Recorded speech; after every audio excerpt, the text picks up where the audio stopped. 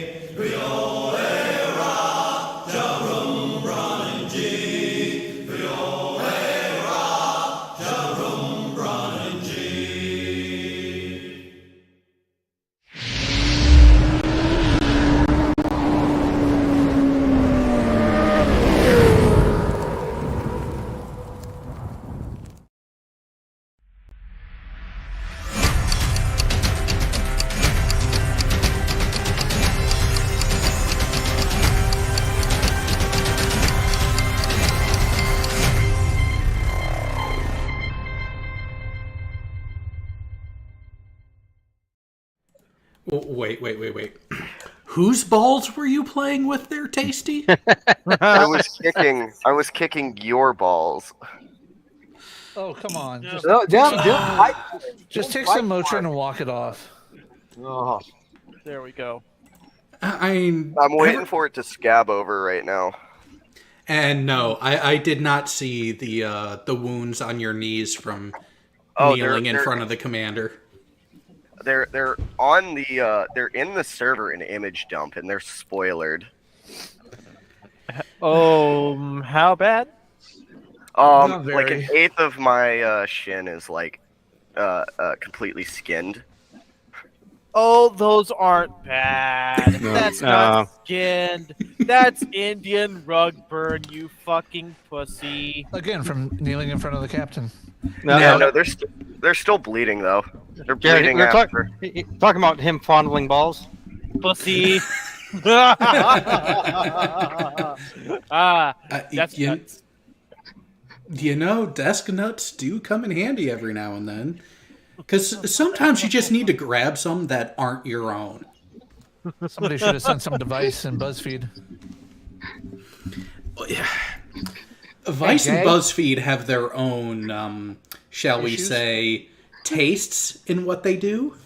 Oh boy, I already know that this show's going to be a clusterfuck of a shit show. I already see somebody in here who's not a veteran. Jared, how do you like the blur that I did? I'll be honest, I have not looked because I've been busy as shit doing other stuff. And Davros, actually, I have thought about putting a toilet in up here, but no, I'm in the new office, and I haven't had time to put up the curtain yet. Bro, you should get a bidet. You've been having fun off base, I see. I've always been having fun off base. That's like standard Japanese toilet 101. It is pretty pog. Be honest. How long were you sitting on it the first time you figured it out? 10, 20 minutes? Or was it the full hour? No, it was like he was 2 going seconds. More hours. It was 2 seconds because it scared me.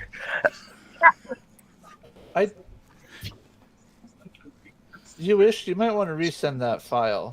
I'm looking for it now because I swear to God I just downloaded it out of my image text. Oh. My leave is almost approved. It's still at the triad, as it's been for the past 2 weeks because my chief is fucking stupid. No, all I do is bully him.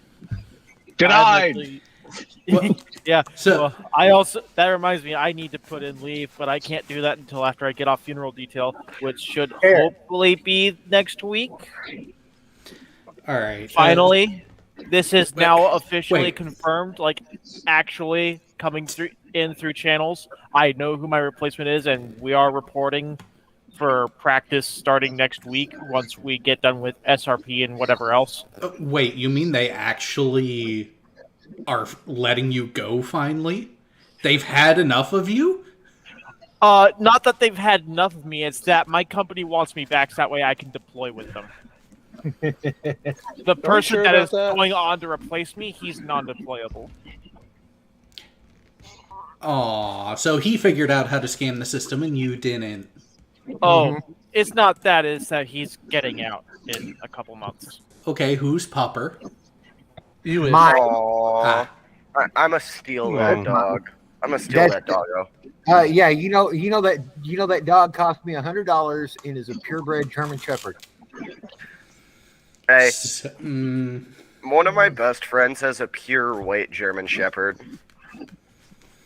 It's purebred. Well, and from what I'm being told, because I bought this pup from my boss, and I've already met the mama and the daddy dogs. This dog will probably end up being trained to be my service dog. Oh shit! Never mind. I'm not gonna take a service dog. That's a dick move. no, so working dogs like that are always good for that sort of role. But I have been on the waiting list here for the last 6.5 months to get a service animal that's trained for my specific needs. yeah, well, and that's where actually Peter out in the live chat, he has the pupper too. But here's the thing to remember with German Shepherds. You need to give that dog a job or you are going to have problems. Yeah. Yeah, this dog will have a job. This dog will have one particular job. The hell is that, Jay? Like, subscribe, that type of bullshit, called actions. Yep. We're just trying to figure out which one to do for my YouTube channel. Well, we could get Red's advice on it, which is... I'm thinking of this one. I'm thinking this one right here. Just because of the way it goes out on its outro. Oh shit! I actually gotta go for like 15 minutes. I gotta call my sister. All right. Okay. And Pac-Man effect. so Davros just asked, is anal a particular job? It is, but I'm pretty sure that You Wished is not a cop in, what was it, Oklahoma? Or somewhere else in the Midwest? No, Tennessee. Oh, Tennessee. It's always. I hear banjos. Yeah. I mean, I've heard about fucking your coworkers, but some people just take it to an extreme. Oh, another that's meme of that on Angry Cops came through today, and oh my god.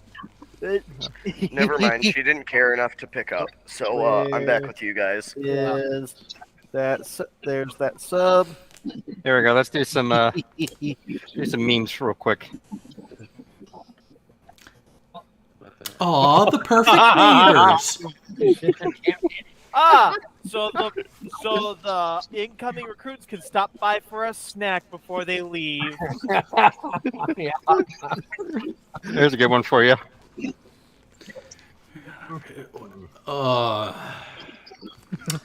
Yeah. Yes. Oh, here we go. Yeah, you guys will love this. Wait,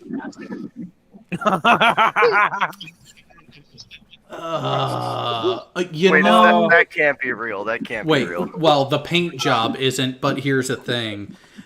The executive who was just... Is. Oh, well, almost. So, for those who for those who are blissfully unaware, let me ruin that for you. The VP of marketing that was responsible for that Bud Light campaign was fired and has recently been in talks with the advertising and recruitment section of the U.S. Navy. No. Yes. And she got hired, as I recall. Because now there's like 5 different media ambassadors, and at least one of them is a, quote, non-binary, unquote, individual who actively works on a ship and is a queen. Yeah. And it's just... Okay, so that also came up on... I'm going to have to give up a year's worth of sobriety to just fathom that. Yeah. That individual came up on Angry Cops' subreddit, and my comment for that is that has prison pocket plunderer written all over its face. All right, so I got a question. What's This so bad was about this? in his service uniform, no makeup or anything, and it's just him smiling into the camera. I don't know why, but all the ones that like do all the media bullshit, there is nothing going on behind those eyes. There is just something non-human about them. It's uncanny valley type shit, and it's no. Jared. You know That what is this is? Mandela catalogs. Jared, you know what this is? Hang on, let me make it so I can actually see it. Oh my god. A check on the bucket list. What? Wait, What? no, I don't think I ever had that when I was there. The only problem Do you know what it is? That's a bucket for everybody in that list. Nice. But Jared, do you know what that is? Put a Band-Aid where Not it hurts. ringing a bell. I need It's a bathtub lube. That would be why I'm unaware of it. Because see, when you're appropriately skilled, you don't need to worry about lube.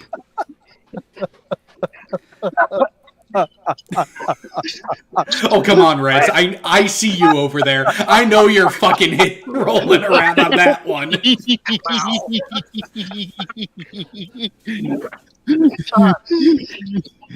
Burns, send that one to me. Captain Send Zeus that only one to me. for Yeah, I can do. I'll put it in the meme channel or the veterans pictures. Yeah, that'll work. Okay. Oh, and by the way, Reds, I'm not sure if you're aware, but you're muted. Yeah, no shit. Damn. Okay, there you go. What? You don't want to chime in on your favorite topic? Lube? Wait. He hasn't given his disclaimer.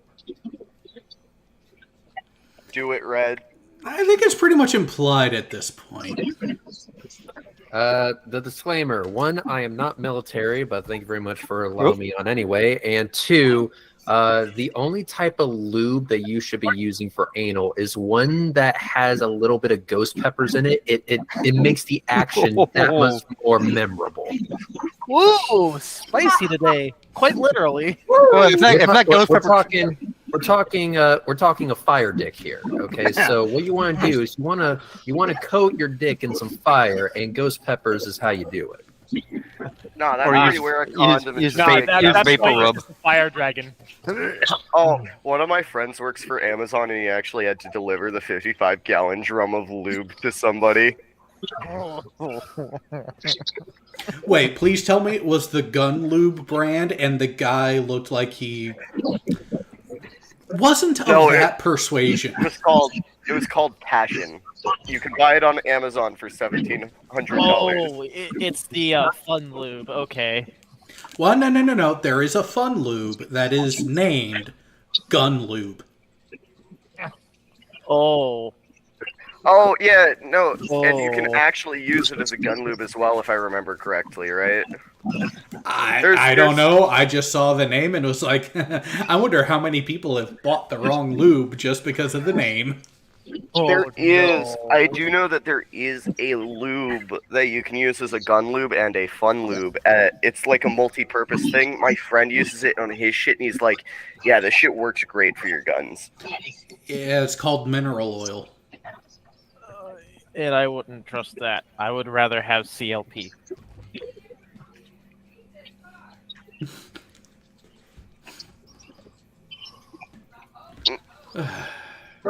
So has severe storms been kicking the shit out of everybody this week, or is it just me? Just you. I'm sitting at 84 degrees right now. You got it up to 85 for me here. It's been like It's 75. it's been in the high 70s here. I think we're supposed to get rain tomorrow. Oh, it's pissing outside right now. I think. It's 84 here in Athens, so you know. We need Yeah, it's 90-degree pissing outside. temperatures and 99% humidity. Bring it on. Bring the swamp ass. Oh, what? You Yes. want to feel like you're home again? Reds, wait, you're from the south, right? I'm from the deep south. Yeah, me it's too. Just about as deep as you can get.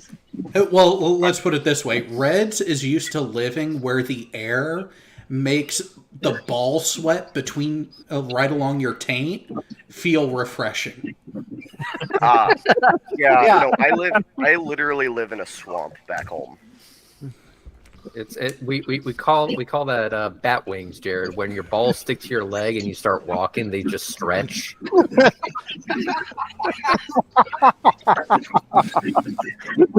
Fucking bat wings. Yeah, Bat wings. Have you ever seen the movie Waiting? That'll help explain that. Yes. Cal, have you seen that movie? I don't think so. You need to. Yeah.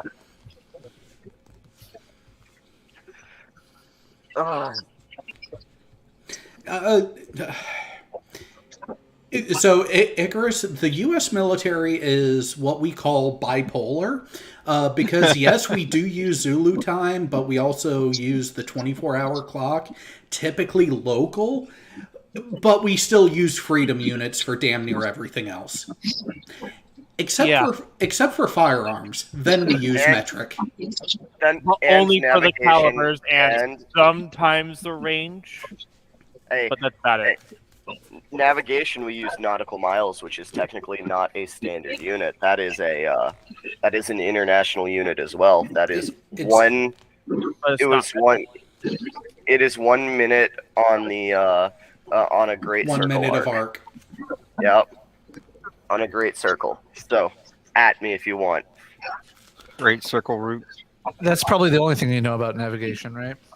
Yeah. Well, I am a pilot, so.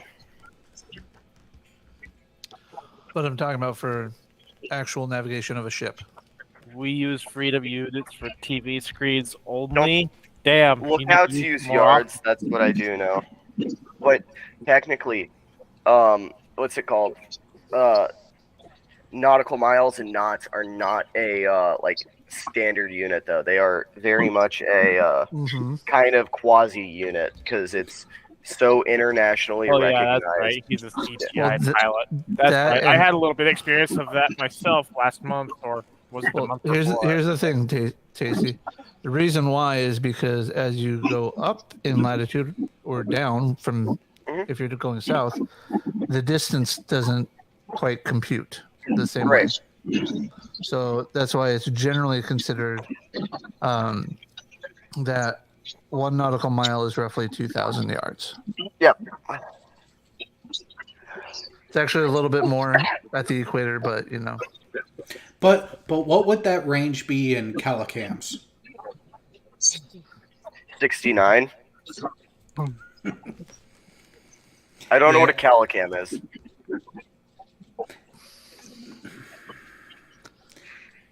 And you fancied yourself a nerd. You just lost all points. I never said I was a nerd. I thought you were a fucking nerd, Jared. Why do you think I was the one that made the reference to the Klingon version of a meter? There you go.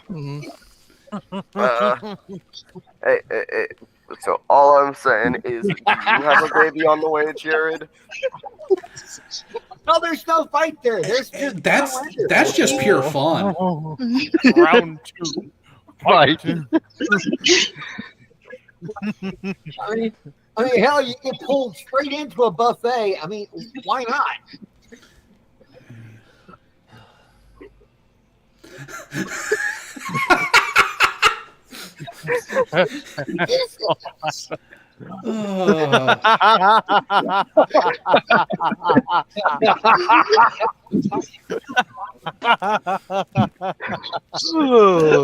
That is such a jab. Oh, hang on, let me hide this. No. This is why we need to blow up the Greek No. stamp. No.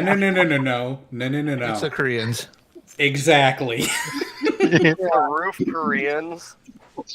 Nah, the Norks. The Southerners have it figured out now. All the episodes had ended with the captain on the bridge. It all ended with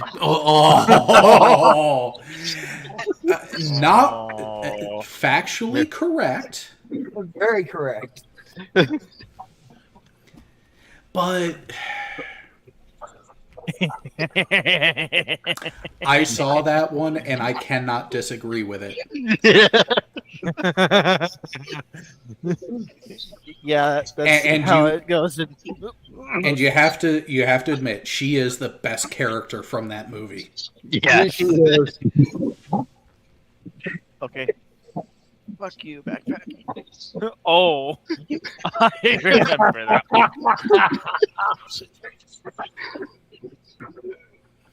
No. Not the DVD box set, the laser disc. I haven't seen a laser disc in probably like 10 years.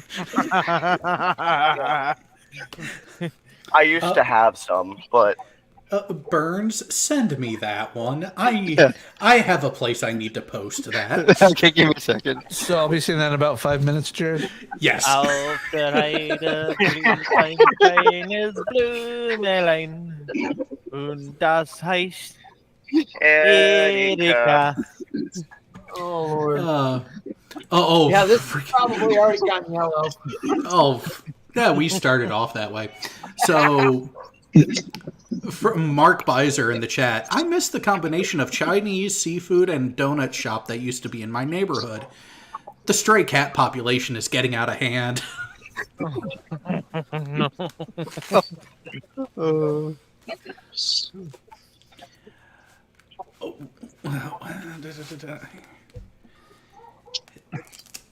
Wow. I did work in an arcade back in the early 90s that actually yes, that doctor said. did have that problem. Okay. I'll send that to you, Jared. One Give of me these things is not like the other. One of these things just doesn't belong. Yeah, it's you, Cal. a second. There you go, Jim. Well, No, how that's right. else is she supposed to play doctor if she doesn't have gunshot wounds to address? That's right. It Have to can't make be it the accurate. US. Yeah. I'm sorry, Doctor. We've lost you. You suffered a gunshot wound to the head. Really? I don't see it. Where is it? Hang on. Oh, that's a revolver rifle with pump action? Oh. Yeah. Oh, Hey. they went for the Western Hang stereotype. on. Okay. No. They're just getting the kid ready to be a doctor in downtown LA or Chicago. Oh, that's right. Revolvers Atlanta, are too. legal. Yeah. Yeah. Now, if it was New York, it'd be chokeholds. Oh. In which case, the stethoscope will do just fine. Yeah. I mean, but I noticed it comes prepackaged with ammo too. Yep. Hey, we're all about full service. Gun laws are retarded. There are some that make sense. Some being Some. in exceedingly few in number. Hey, Come Listen, live in any Washington. violation to my Second Amendment is wrong. The ATF is a violation of my Second Amendment rights. They really are, though. Yeah. Well, okay, so name a government agency that actually does their job and is not just some sort of cash grab. No. There's your answer. No. And you know it's correct, too. Now, wait a second. We've all worked, well, for the exception of Reds, we've all worked for a government agency at one point in time or another. Oh, And it's still a racket. Yeah. Hey, I've worked for the only one that's technically supposed to fund itself, so you know. Which What? one was Foreign- that? The Postal Service. Oh. The- The Wait, Postal what funds Service? itself? Which And one? you didn't kill anybody? The Postal Wow. the Postal Service is technically supposed to fund itself, but it still gets government funding. Yeah. It's just, again, it's kind of hard to fund yourself when the government is giving special permissions to your competitors, like UPS and FedEx. In that case, shut down. You're no longer required. Well, no, so here's the thing, is the post office actually still does serve a function and actually does still provide a niche service that the other carriers don't. Passports. Not just passports. Anything government related, including voting. Well, beyond Selective service. beyond the government tie-ins. Good luck sending a letter for less than $5 through any other carrier. Yep. Your friends here you wished. Hey, Alyssa, what's up? All right, Cat. What? Everybody who saw my posting earlier, don't you dare share it. I will beat your butts. Well, no, so the criticism and the way we were reading it was valid. It's less about the numbers. It's really about deciphering the words, the verbiage of certain questions. Which here's the thing with the ASVAB, which this will get anyone ready for any other written exam from the U.S. military, from the U.S. government. Don't feel bad if you don't understand the question, because the person who wrote it didn't understand it either. Exactly. Yeah. You're competing with other idiots. Wait, I just no, happen actually, to be for one of my the smartest. advancement exam, But that's okay. You could be up there with me as well. You just need to actually understand the questions, and you just my need top to sniper of know my what advancement is exam. actually being asked. And that's why I have Alyssa, involved with us so that she can get that help, ask questions. Yep. And it's not just my idiot self trying to answer all of them. That way I have other fellow idiots, thank you, Cal, helping me answer idiot questions. Yeah. I'm not going to deny that I'm a fucking idiot.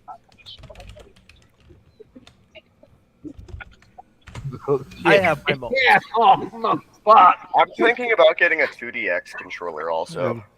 We got to have some Star Trek memes. Oh my god. That was great. Hey, Jared, what's your thought on that 2DX controller?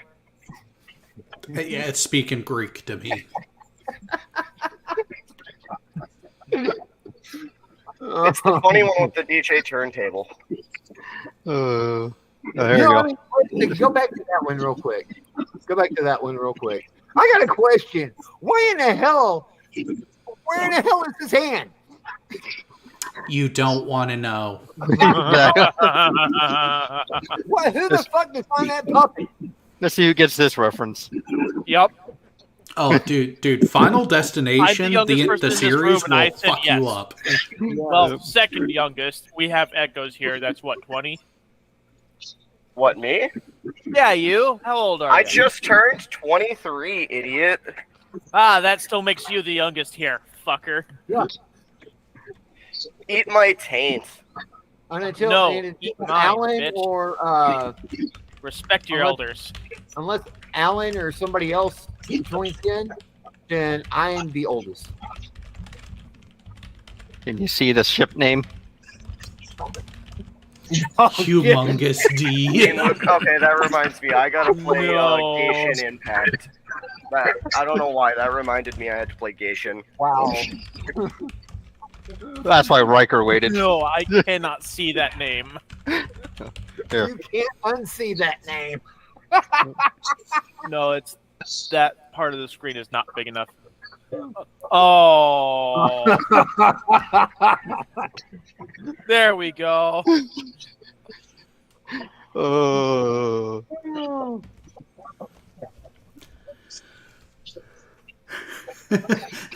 How many games yes. is that true about, though? Factorio. Rust. Rust, yeah. Factorio, Space Engineers. You guys say Rust. Hey, Virus. does anybody here know anything about the global entry process? What do you need We to know don't about want it? to know about your sexual predilections. What the fuck? No. What the fuck? What's your question, Tasty? So, global entry, is there any way I can do an online interview, do you think? There you go. That Yeah, I don't know. Give me a minute. The beauty of being a travel agent, I have access to information. Wait, you are a travel agent? What the fuck? Yeah, Yeah, he's I don't do just domestic flights though, or flights only. So Okay, yeah, so I'm trying to get my fucking global entry, well, and I'm trying to. Oh, what we talked about earlier, last Ow. time. Yeah, nice, Tech. I like your profile pic.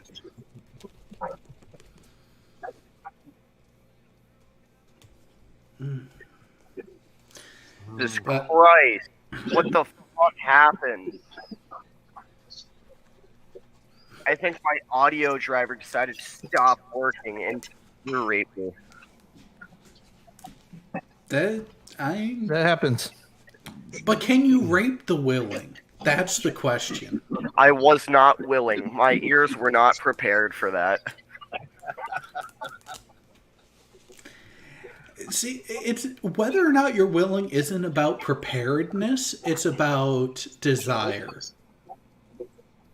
All right, where are you at? Oh, but Jay, so I'm pretty sure Tasty did not anticipate that, and therefore it was not desired. Therefore, it quantifies as rape. There's what you need to know. Discord DM, Tasty. yeah. Okay, thank you. Oh, why are you helping the kid? He's supposed to figure it out on his own. All right. Oh. And actually, Cal, what you just said in the live chat does depend on when you entered and the service, because my total score was listed on mine. Yeah, mine wasn't listed on mine, but I remember it as 90. Okay. But I Alright, remember log all in. of those field scores: general tech, cyber. Yeah, the only field that I scored average on was the pattern recognition. Yeah. So they didn't want just me saw for crypto. Not the sections of testing, but like the work field scores. I didn't just even saw- have to do the pattern recognition. Yeah. I just saw Alyssa's comment online. I just looked at YouTube because I've been over here dealing with you fucktards. Alyssa, you know I'm gonna say something about that at work, right? You know I'm gonna say something about that tomorrow. You ought to dread going to work with me tomorrow. Another part of the military life. You're always going to have someone giving you shit for All right. something. So I don't have the option for a remote interview, even though I live in Japan. Oh, you're Oh. off tomorrow, Alyssa? Oh, wow. Damn it. Okay, that can wait till Monday. Okay, well, we work Sunday too, I think. I think we work together Sunday. You can't I'm take a- forever oh. off. I'm gonna have so much fun Sunday since she's getting off Friday, or since she's getting off tomorrow. Can't Are you take sure she's forever not getting off. off tonight? Yes, I'm pretty sure she's not getting off tonight unless she manually manipulates. See, that is the thing about the English language. You could have so much fun with it. Uh-huh. How long does Trusted Traveler programs last for? I think it's like 5 years. Oh, you're Okay. talking like the pre-check and that Sunday. shit? Perfect. I'm getting global entries, which is basically a fast pass through customs. Oh, yeah. Yeah. And Hey, even... so do we actually want a subject for this? what bullshit do you got? I got some bullshit. So our good friend Sacred decided to post some shit, and I got thoughts. So I'm going to go ahead and read this to you in a screenshot that he just now posted. It says the following from PMC PubMed Central. So there you go. It says, peer review is at the heart of the process of not just medical journals, but all of science. It is the method by which grants are allocated, papers published, academics promoted, and Nobel Prizes won. Yet it is hard to define. It has, until recently, been unstudied, and its defects are easier to identify than its attributes. Did I send Yet it from it the shows wrong? no signs of going away. Famously, it is compared with democracy, a system full of problems, but the least worst we have. There we go. I'm back. There are several ways to abuse the process of peer review. You can steal ideas, present them as your own, produce an unjustly harsh review to block or at least slow down the publication of the ideas of a competitor. These have all happened. So we have little evidence on the effectiveness of peer review, but we have considerable evidence on its defects. In addition to being poor at detecting gross defects and almost useless for detecting fraud, it is slow, expensive, prolificate of academic time, highly subjective, something of a lottery, prone to bias, and easily abused. So the next one is the conclusion, and it says, so peer review is a flawed process full of easily identifiable defects with little evidence that it works. Nevertheless, it is likely to remain central to science and journals because there is no obvious alternative, and scientists and editors have a continuing belief in peer review. How odd that science should be rooted in belief. So I believe what Sacred is trying to say is whenever you post a peer-reviewed article stating explicitly that he's full of shit, that it's now completely okay to ignore it entirely. I think it's completely okay to just ignore him entirely. Yeah. True. But this is the subject that I want to, ask everyone's opinion of, because I have fucking thoughts. Let me tell you something. Because the best thing about any article that you read on the internet, you can disagree with that article, especially given the fact that what I read just there was them saying issues are there, but listing no fucking examples. See, I think that's what it gets me is you have someone who doesn't understand the process trying to criticize the process. Yeah. I mean, essentially, here's the facts. The science that is within peer review journals is essentially on the chopping block. It's just that every single time the evidence gets reviewed, revised, redone, and made stronger, the axe needed to chop the fucking head off becomes heavier and heavier. Therefore, the burden to lift the bitch becomes more and more. That's how the ideas are going to survive. Eventually, the burden becomes so much to debunk the shit that you literally have no other choice but to accept it as true. This is the type of science that we use that makes our cell phones work, makes the internet a thing, makes this conversation fucking possible. Yep. Okay. So we have these jackasses who believe the earth is flat, basically trying to find any way whatsoever to basically ignore peer-reviewed journals and articles and shit like that and feel okay about sleeping at night. Hey, Reds, do you want to know something that's going to fucking hurt you? Your echoes, but besides your echoes, what's up?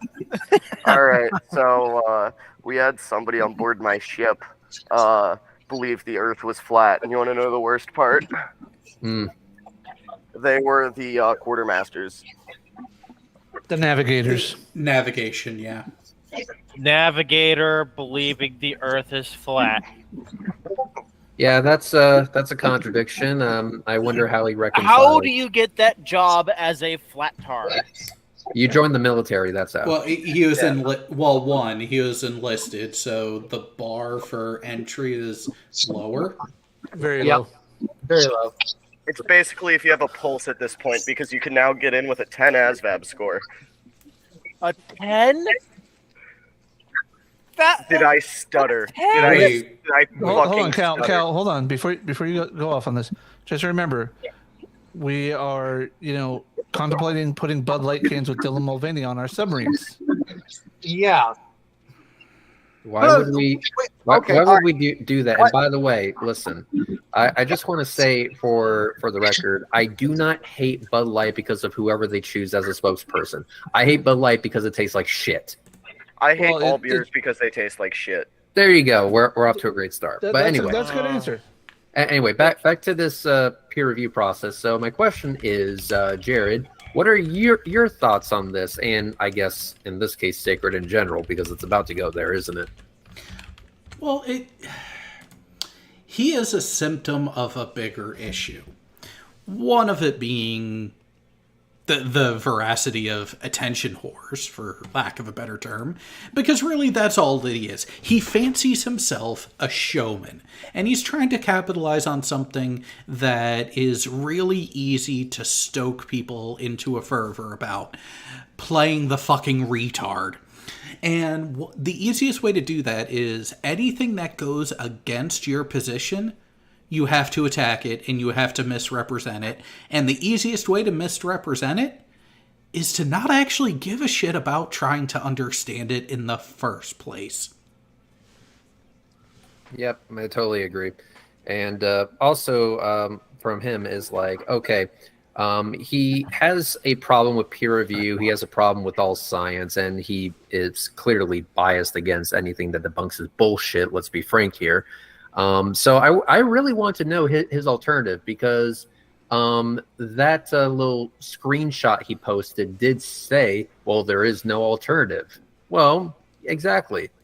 So why are you posting this just to say, well, I'm just going to disagree with fucking everything? Listen, you believe shit.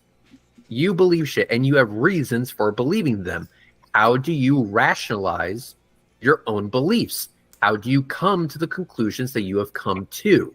Do you operate trusting absolutely nobody every single day of the week, every waking moment? No. Sometimes you do just have to take someone's fucking word for it, and you'll be surprised that you actually have the capability of coming out all right when you do so. So, for example, this guy is going to get into his shitty fucking car one day and go to Dunkin' Donuts because there's one on every fucking street corner here in the north. He gets into his shitty car, and guess what? That car was made and it operates and it functions off of known scientific principles that were hashed out within peer review. So clearly the process is working. Now, in terms of flaws within peer review process, there is a solution to that. More fucking peer review. If something is wrong, it's not going to hold up. It's not going to comport with reality. And those flaws will be identified. Because guess what? This shit can be tested. And ultimately, that's what we do. It's a never-ending process. I think he's posting these screenshots in the context that we're to reach some sort of conclusion, that we're supposed to say, this is it, this is the definitive answer on everything, absolutely, in total, no further investigation is necessary. That's not the spirit of peer review. The spirit of peer review is that this is the best answer we have at the time. And if you have a better fucking idea, please share it. And as far as the lottery aspect of it, no, there is no lottery aspect of it. There's a bunch of unnamed amateur, let's call them investigators in all kinds of disciplines. I can tell you for a fact that Astronomy Live, even though he has a PhD in neuroscience, he's a fucking nobody when it comes to astronomy. This guy discovered a comet. He discovered, or an asteroid, or whatever the fuck it was. He discovered a new celestial object. They gave him credit for that discovery, even though he was a nobody. Our map of reality just got that much more detailed because of his contribution, even though he was a quote-unquote nobody. Peer review is the same. If you have a better idea, it will hold up to snuff. You don't have to beg and plead for it to actually work. Reality has already made that decision for you, motherfucker. So guess what? If it holds up to scrutiny, if it's a better explanation than what was already published, you have successfully replaced the previous theory with a better one. And if someone comes along later with something better than your shit, then their shit's going to replace yours. That's how it works. It's a never-ending process. So this think that peer review has a drive towards a conclusion. It doesn't. It has a drive for a better model of reality. Throwing it into that context makes Sacred's posts stupid as fuck. And that is a conclusion that I will make. Well, there is that aspect to it, but at the same time, the process and framework itself is in that benevolent, it works kind of way, because it does put things up to scrutiny. It does put published ideas and findings out there for people to try to pick apart, which, if you want to see an actual research scientist really get an intellectual hard-on, give them the opportunity to rip someone apart and prove them wrong. That's what a lot of them really go for. But that's also where the human element does potentially cause problems in the peer review process as it stands right now, because you'll have some of these fields are such a small population that you will have a paper go out for peer review, and there will be people that are supposed to be reviewing it and commenting on it that will literally sit on it, because if they act in an appropriate time frame on it, it will affect their own funding. And that is part of the problem, that out of that entire cavalcade of bullshit that Sacred posted, that one small little nugget is something that I do agree with, that there is the potential for abuse in the system. But then the question comes up, what would you propose as an alternate to prevent that? And the vast majority of people who bitch and complain about the peer review system ain't got shit. Yeah, but keep in mind, what he's complaining about there is not the process of peer review. It's the people behind it. Essentially, he's just going back to the same old fucking talking points that every other flat earther goes to, which is, well, the nameless, faceless, they are just lying to you, man. They're all part of the Illuminati, Freemason, Satanist people and their fucking sex cult hosted by, Steve McRae and shit. Yeah, it's all part of the fucking conspiracy, man. And then they mirror the same fucking talking points from other flirts that are literally grifting off them. Yes, absolutely. It comes down to them just stating explicitly that people lie, that authority figures lie, that NASA, being the authority figure in context here when it comes to flat Earth, lies. Oh, you can't trust NASA; they're the elite. And I have a peer review. A peer review paper from NASA. I'm not going to pay attention to that shit because people lie all the time. Essentially, they want an excuse to continue to hold that viewpoint whenever it fucking suits them. It's a way of lying while pretending that you're not. And flat earthers are very good at that kind of shit, I have to admit. They're very good at lying while pretending that they're not lying, even though that shit's transparent as fuck. With peer review, the actual process of peer review, if it were to be held true, that shit cannot be topped. It cannot be topped. I will repeat that. It is the best process that we have for siphoning out the bullshit. However, the abuse comes from people who don't want to adhere to it. That's the fucking problem. And so the way that you get around that, is that for people that are actually charged with investigating these things, they have to actually be motivated to do proper investigation. You're right. The funding is the issue. What I believe we should do is not make funding the entire point of science. I understand that's easier said than done, but that would be my solution to that problem. Take the threat of pulled funding out of the equation, guarantee that the scientists are going to get their paycheck regardless, so long as they operate within peer review, properly. And if we find out that they're not operating within peer review properly, that right there is what will be the cause of them losing their funding.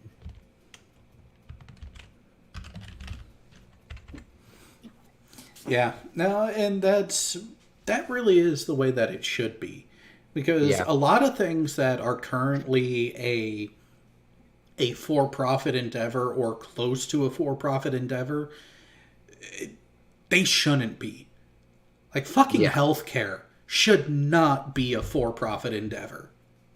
Oh, absolutely, 100%. The reason why we have so many people in debt in this country is because of unexpected healthcare costs. There's I forget the statistic, but I think it was like over 20% or something ridiculous like that. Like over 20% of Americans can't afford a $2,000 emergency, and I'm let me interject something about the healthcare system. Here's the problem: it's not the healthcare system itself; it is the start of the healthcare system. This goes back to the universities themselves that educate these doctors. Yes, I understand it takes hundreds of thousands of dollars to train a doctor. I get that. Don't get me wrong. But somewhere in the beginning of all of it, we've got to be able to say, hey, you're going into a noble endeavor. But the problem is that to get that degree in medicine, how much does it take? $300,000-$400,000? 7 years and on average $350,000.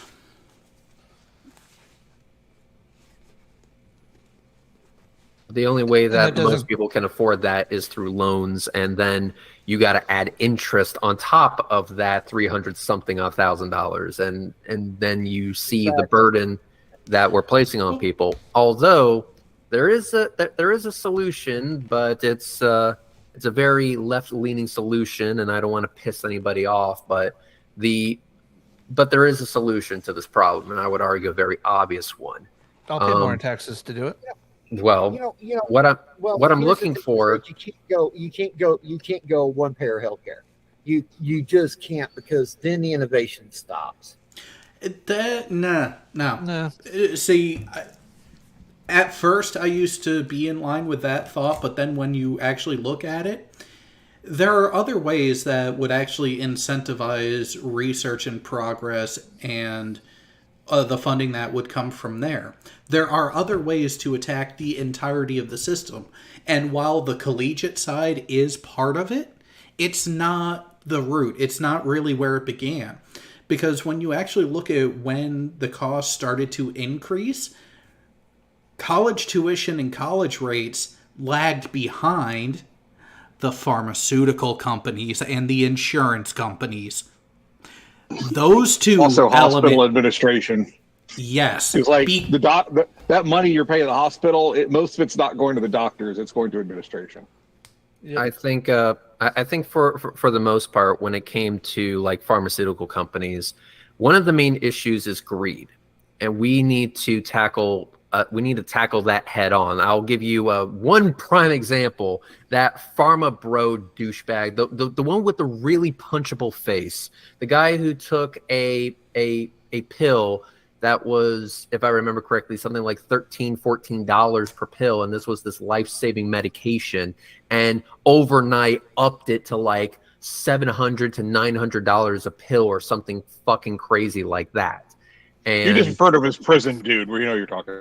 He went to prison, and rightfully so, because he's a piece of shit. And like I said, he has a very punchable face. But then you also gotta look at the fact that the greed doesn't stop there. You also have for-profit hospitals where the goal is not to save your life. The goal is to milk your ass for as much money as possible. These are motherfuckers that'll charge you $50 for a fucking Band-Aid, and they'll charge you for sitting in the goddamn waiting room. For-profit hospitals should not be a thing. For-profit colleges should not be a thing. And also on top of that, people that jack up the price of life-saving medications like that, no jury, no judge, no trial, right to prison. You go right to the box, right into solitary confinement, and get fed nothing but bread and butter. That's it. I'm talking worst of the worst. No butter.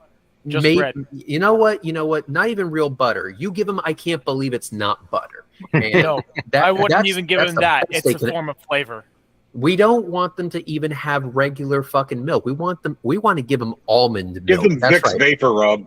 You're gonna be drinking milk straight from the almond's titty, and that's the best you can ever hope for. And you're gonna stay there for a guaranteed 10 years because I'm fucking sick of your shit. That's what we should do. And on top of that, yes, going to a single payer healthcare system, I think it would be the best thing this country has ever done in its entire existence, besides telling the British to go fuck itself and throwing tea overboard. I think that would be literally the best thing that we can do on top of all of those other things. And the reason is very simple. Because if you look at the yes, you wished. Okay. Here's my thing with the single healthcare payer system is that I've had a friend who went on a skiing trip, ended up was skiing in a single payer country, hit a tree, broke his leg, had to wait 3 days on his vacation in his hotel room before he was able to get an x-ray. I don't want to see that in this country. I don't want to see a delay in healthcare. You have to understand that as foreigners, we take the lowest priority when it comes to emergencies. But here in the U.S., it doesn't matter who you are. It is first come, first serve. Yeah, but the problem is that the healthcare payer system, it will have to change. The problem that we run into with that narrative is that while it may take 3 days, let's go ahead and accept that on face value. It takes 3 days to see a doctor after you break your leg. But would I rather have that or the fear that I won't even be able to afford to have a doctor see my leg in the fucking first place? That I don't have a $400 emergency, and if I go to the doctor, that's a guaranteed, my budget gone and me now on the verge of bankruptcy. No one would be able. If you are in a dire financial situation and you have a medical emergency, some people will literally hold off days, months, weeks, maybe even years at times, maybe not go to the doctor at all because of the fear of the cost. And so that 3 days looks like the fucking express lane in comparison. Okay. All right. Reds, what's the first part of the Hippocratic Oath? Do no harm. Thank you. Okay. So if I make somebody wait for an injury, you have to understand, though, you wished that's a credo that's held by the doctors, not the administration of the staff of the hospital. I get that. And I understand where Red's coming from. Okay, I'm not against state sponsoring of hospitals. Okay, and making it mandatory, no matter where you're at, to have state-sponsored hospitals, X number for per capita in your area, 1 per county. I'm good with that. One thing that I do know though, you wish, is that debt collectors don't have an oath, and they're willing. And here's the thing: debt will fuck up your life a lot more than what that leg did. Imagine this: you go to a doctor and like, hey, you guys took the Hippocratic oath. Even though I don't have money for this shit, you have to take care of me, and they do. But they put that bill on your tab, and that tab goes to collections, and collections fucks up your credit score. You get evicted, and you can't get another place. And now, even though you had your leg fixed, you're now homeless. How about instead of going down that shit show of a route, not do that, so you can still get your leg fixed and still keep your credit score good, which means you can still have a place to live, and then you won't be on the street. Many people getting rid of the health administration mafia. How much damage is done in those 3 days? How much damage is done in the number of days, weeks, months, or even years that people put off because they couldn't afford the healthcare in the first place? You wish. Let me give you an example of what Reds is talking about. You wish. My wife has a benign tumor on her pituitary gland. We cannot have kids because of this. We want to be able to have kids, but we can't afford the surgery. We found out about this in 2015. What year is it now? 2023. 8 years later. Yes, and I still have yet to be able to save up to be able to do said surgery, because it costs over $10,000 just for the surgery, not counting all the pre-op visits, post-op visits. And all they want to do is. And underneath a single-payer healthcare system, not only would you be able to get that taken care of, your most expensive cost would be the snack machine for stress eating during the surgery for your wife. Exactly, because the thing is, you wish, if we had a single-payer healthcare system like they do in Canada, the UK, anywhere else that's reasonable, I probably would have waited a year at most for that surgery for my wife. A year at most. Not only that, but and that kid would be what, 5-6 years old now? Yeah. If we look at that example, you're having to save all this money. You are putting off care. And the reason why we're putting off care is explicitly the cost, and not just that. It becomes more expensive when you look at the debt collectors and the insurance companies and all the overhead that goes into it. There is an entire separate industry that is literally bloatware. It is an unneeded industry. It is an industry that's simply there because the government hasn't gotten their head out of their ass to enforce a single-payer system. Get rid of all that shit. Get rid of all of it. Get rid of all the overhead, and the cost for healthcare in general will go down. The government will have to fork over the money, yes, but it will be less of it, given the total cost it is right now. Everything works out.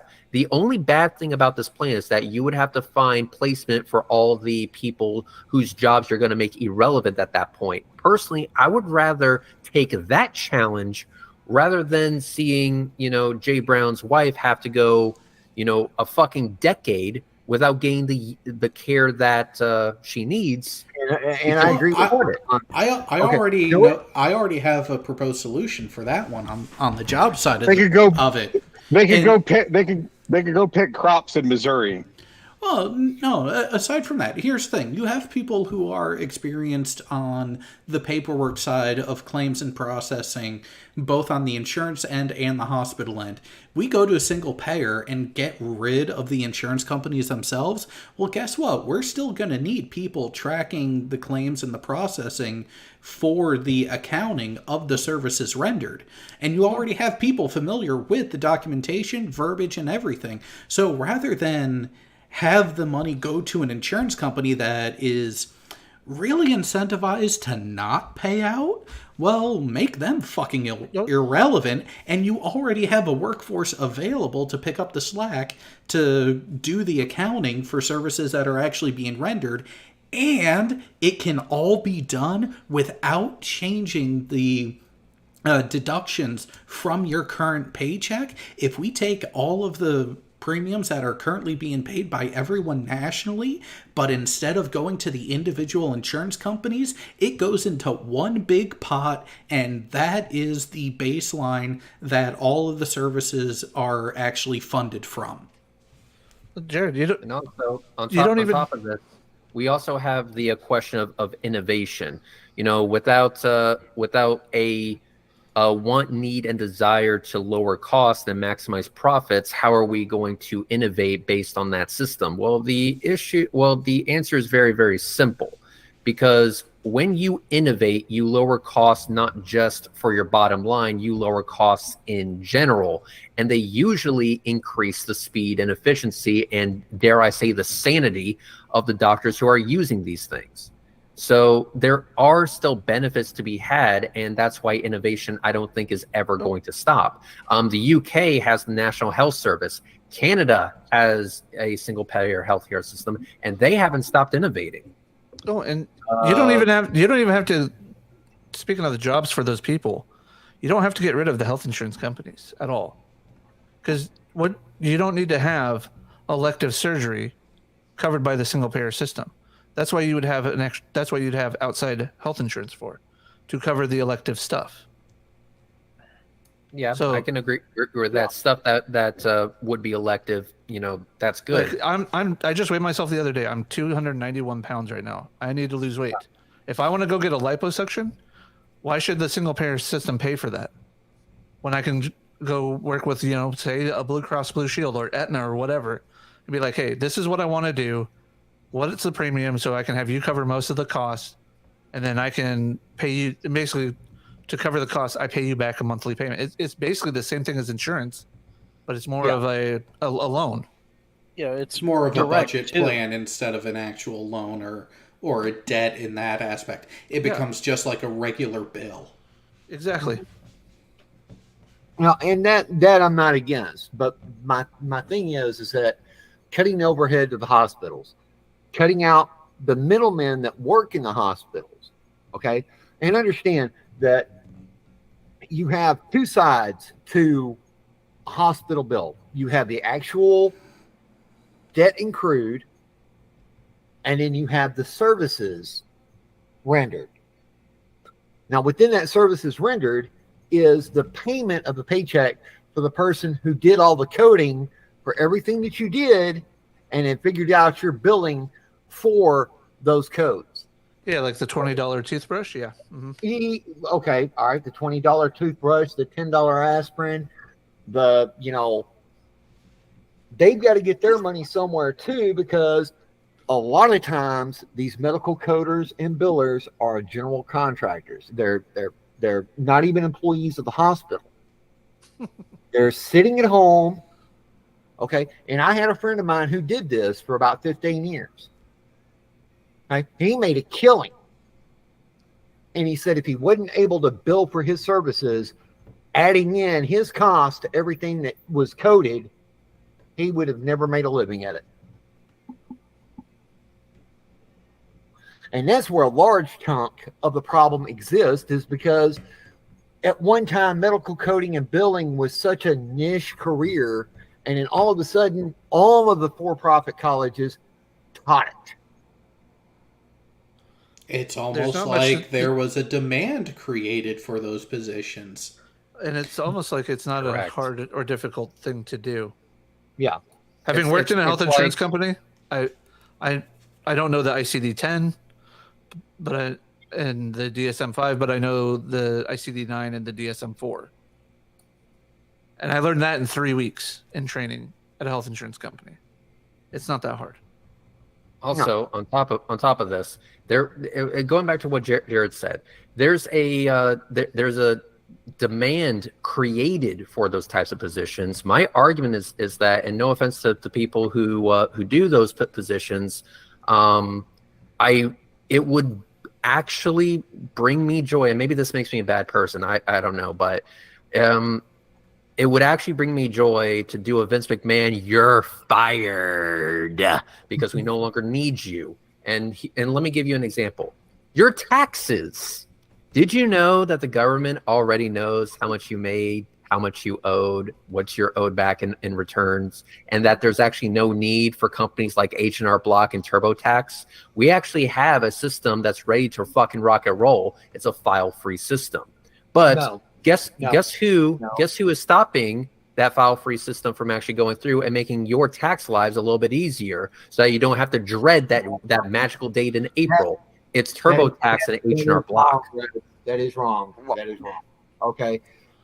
Now, here's the reason why the government doesn't know how much I make.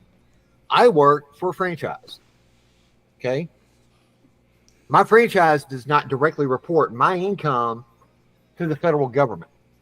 They do the mandatory report in December, which is when their reports have to go in, and they file a form with the federal government saying this is what I actually grossed. That's it. Okay. So the federal government sees what I gross. Well, hang on. You wished. Quick question. Yeah. Do you have payroll taxes withheld from your paycheck? Yes, but are they accurate?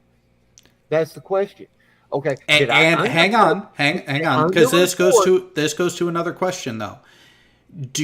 Are you given a W-2 or a 1099? And W-2. Okay, are you a contracted employee, or are you on a contract, or are you an employee? I'm an employee. Then your taxes are being fucked with by your company, and they are breaking the law. They have you misidentified if you have these sorts of issues with your taxes. Yes. No. Yes. Yes. Yes.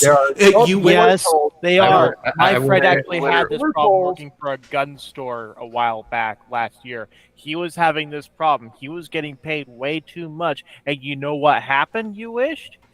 All of his money being stored in a state-run bank got seized by the IRS. Because all of it. Too much? Because he was getting paid too much? Because he was getting paid too much by his employers. Yes, without his knowledge. What were the exact circumstances? Do you know if he was reporting dependents? Do you know if he was reporting child care? Do you know if he was reporting deductions? What were his claims? That is why. It seems to me on the off chance that it seems to me on the off chance that you have an employer that actually files properly and reports your income properly, which mine does. I don't understand why I should be forced to go to fucking TurboTax or H&R Block to file my taxes properly when the government already knows that figure. Read up the tax codes and do it for free online on the IRS website. Yeah, but there's a thing though. That is unnecessary, because here's the thing. Why should I have... It's not just H&R Block. It's not just TurboTax. It's not just any of these fucking companies. It's the IRS itself. The only reason the IRS does this shit is because the companies such as TurboTax and H&R Block mandated it because they want to overcomplicate the process. Oh, if you have $10 in your pocket, and you know that you have $10 in your pocket, and you know because I gave you $10 in your pocket, why do I have to then go to the end of the year and say, hey, remember that time I gave you $10 in your pocket? You will look at me with a fucking confused look on your face saying, why are you telling me this shit that I already know? But there's a reason why I have to tell you this shit that's already known, because the process is manufactured to be that complicated. It's a manufactured problem. So they make the problem, they sell the solution, motherfuckers get rich for no reason, and you end up paying the bill. Okay, wait a second. Question, Reds, to counter your points. Okay. How long has the IRS been in existence? Don't know. Don't care. A lot longer than H&R Block and TurboTax. Yeah, and the tax code used to be a hell of a lot fucking simpler than it is. Yeah, we still had accountants to do our taxes. Only if you were in the upper echelon did you actually have that need or even access to it. Not only that, but they have a similar system. What happened in the 1980s? Okay. Well, what we have here. Reagan simplified the tax code from being a fucking stack where people could deduct a cruise for attending a 1-hour seminar on that cruise for a real estate venture, and then have the rest of the 7 days of free cruise. Okay, And, they didn't have to work on it. They didn't have to do any of that. And here's the thing. The Democrats got a hold of it. The Democrats got a hold of it and said, "Well, you know what? We noticed that there's a lot of middle class, all right, that have been taking advantage of this, that are no longer paying taxes on other things." What the fuck did I walk into? Hang on, Tacey. Hi, Echoes. Welcome back. We're talking about how we would like to spend less money for basic shit. You wished. Here's something to think about. How many times has the Republican Party had a majority in Congress and someone in the White House since then? 3. And why haven't they done fucking shit about it to go back to that if it was such an ideal setup? For what? The cruises being free? The tax code in general and the insane amount of fucking loopholes that you have to be a amazingly well-off person financially to take advantage of it. You don't. But you do. No. All I'm saying is I don't go through H&R Block. I spend $50 a year to do my taxes, and I have a 1099 and a W-2. That's too fucking much, man. It should just be the government tracks your investments, your W-2, your all this shit.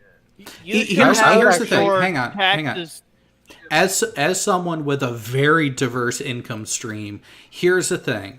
If you are a regular employee, and this is where I say you wish, you are probably misidentified, or the accounting in your company is just outright fucking jacked and giving you problems, because if you are a regular full employee that is a W-2 employee, all of your income from that job has to be taxed appropriately and reported appropriately. And if you are like the majority of employed people in the United States, that is your only type of income source, there is zero fucking need for you to file a personal income tax form for a refund unless you are a homeowner. And even then, the local government will know that you're a homeowner because you have a property tax bill for that property. And guess what? They can easily report that shit to the federal government too. So there are the vast majority of people that a simplified tax code and a simplified reporting system would do amazing wonders for. It is the outliers that would then have to go a step further. It's also a really, really good way to also lower overhead costs.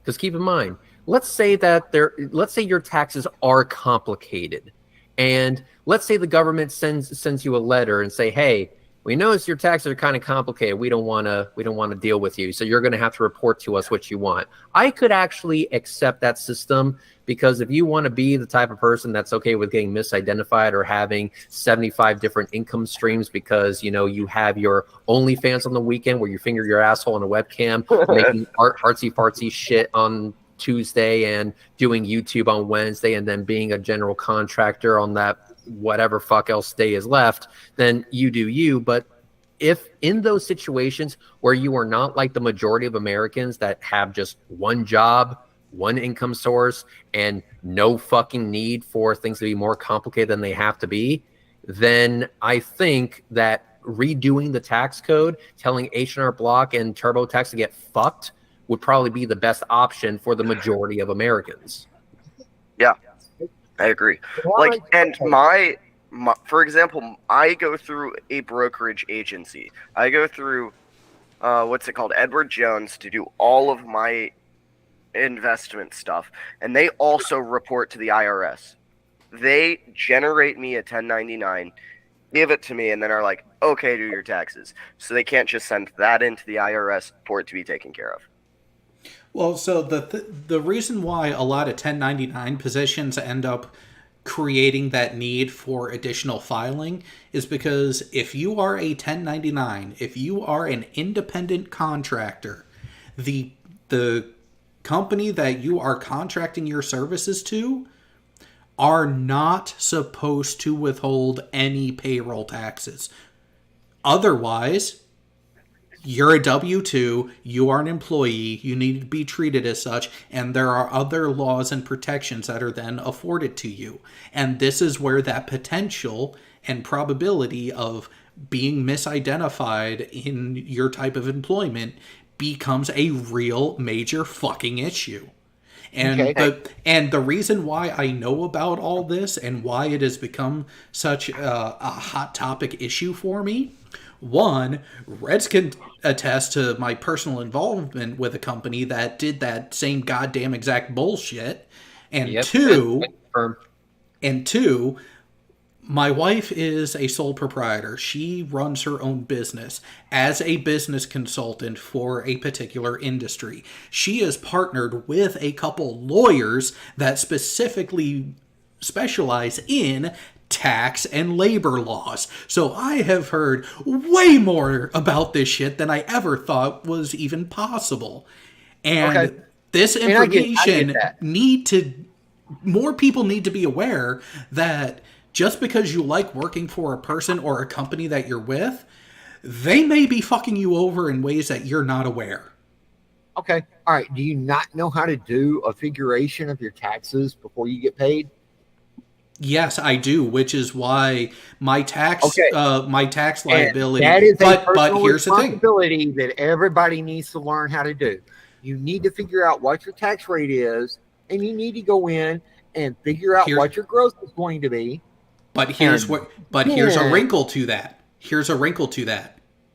Set up your taxes when you get paid overtime, but you don't know how much overtime you're going to work. And once you've worked it, you should be able to figure that out. It's 1.5. It's 1.5. Or it can be updated in real time from the employer directly to the IRS. What a simple solution to that complicated problem. You wished. Think about this. Company that I worked with previously, I did 600 hours overtime one year. I did 572 hours another, and I did 486 hours the first year. Mm-hmm. The overtime, if it's not consistent, how do you preemptively plan for that to get your withholding right?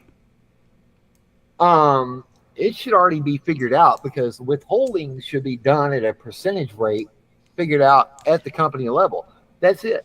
Okay. No, but here's the thing. Hours in overtime you're going to work the next year. Total hours of overtime will vary from paycheck to paycheck. Yes. Okay.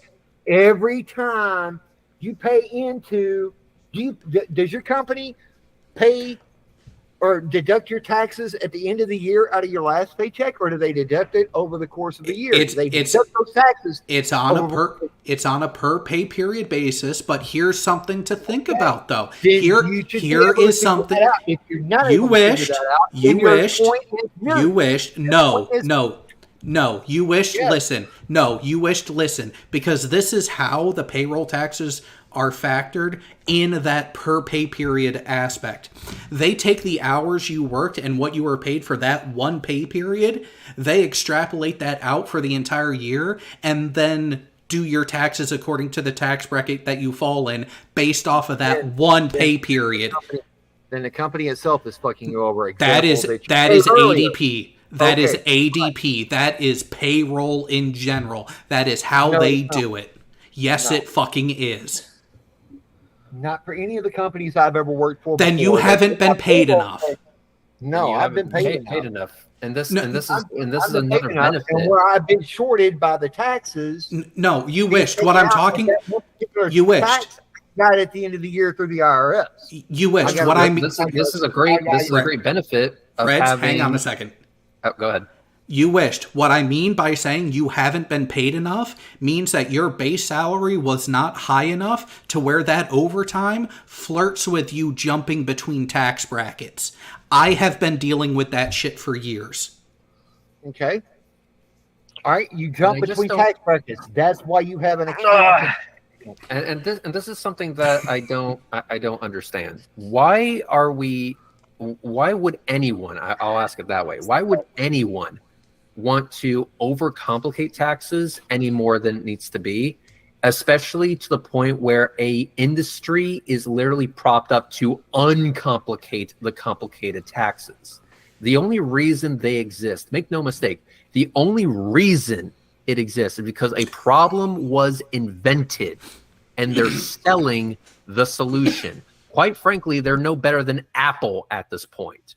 Why would we advocate for such a system? Why wouldn't we advocate for a simpler system where I don't have to learn jack shit other than to show up to work on time and do my job properly? Okay. All right. Why do we have to buy a computer screen with a stand that is, DLC? Why do we have to buy the computer stand or the screens stand separately? It's absolutely unnecessary. Right, and I agree with you there. Okay, so let's simplify the tax code then. Okay, which is something I've called for years. And let's go to something that Reagan even fought for. Okay, which was you make $50,000 a year, you pay no taxes, you get no deductions whatsoever. But once you cross that $50,000 threshold, you start paying into the payroll taxes. Okay. Tier 1, and you're at the bottom of the tier. And this is where I point out positions that are available for overtime pay. Hang on. The companies themselves. Hang on. IRS that is complicating this. No, it's actually no. So so the IRS deals with the tax law that is passed by Congress. Congress is influenced by the lobbyists that are lining their pockets. And where do the lobbyists come from? Oh yeah, the industries that want certain legislation. Jared, pick me. I know who's paying the lobbyists. I know. Pick me. Pick me. Does anybody else know who's paying the lobbyists? It's the people it's the people that stand to benefit from such a dog shit system. And it's no different than the right to repair lobbyists. They're not lobbying because they have your best interest at heart. They're lobbying because they want your money. And all that sweet, glorious money. It's the reason why I've been an advocate of getting rid of the lobbyists out of Washington to begin with. Get rid of the lobbyists, get rid of the special interests, get rid of the gifts to Congress on both sides. That should be considered bribery, in my opinion. It is bribery. Well, it's supposed to be, but it's never treated as such. What we need to do is actually criminalize it and enforce it as law. What we should do, and here's the thing: dark money getting out of Washington would be great. In that case, TurboTax and H&R Block would be fucked anyway, so we would solve that problem pretty much instantly.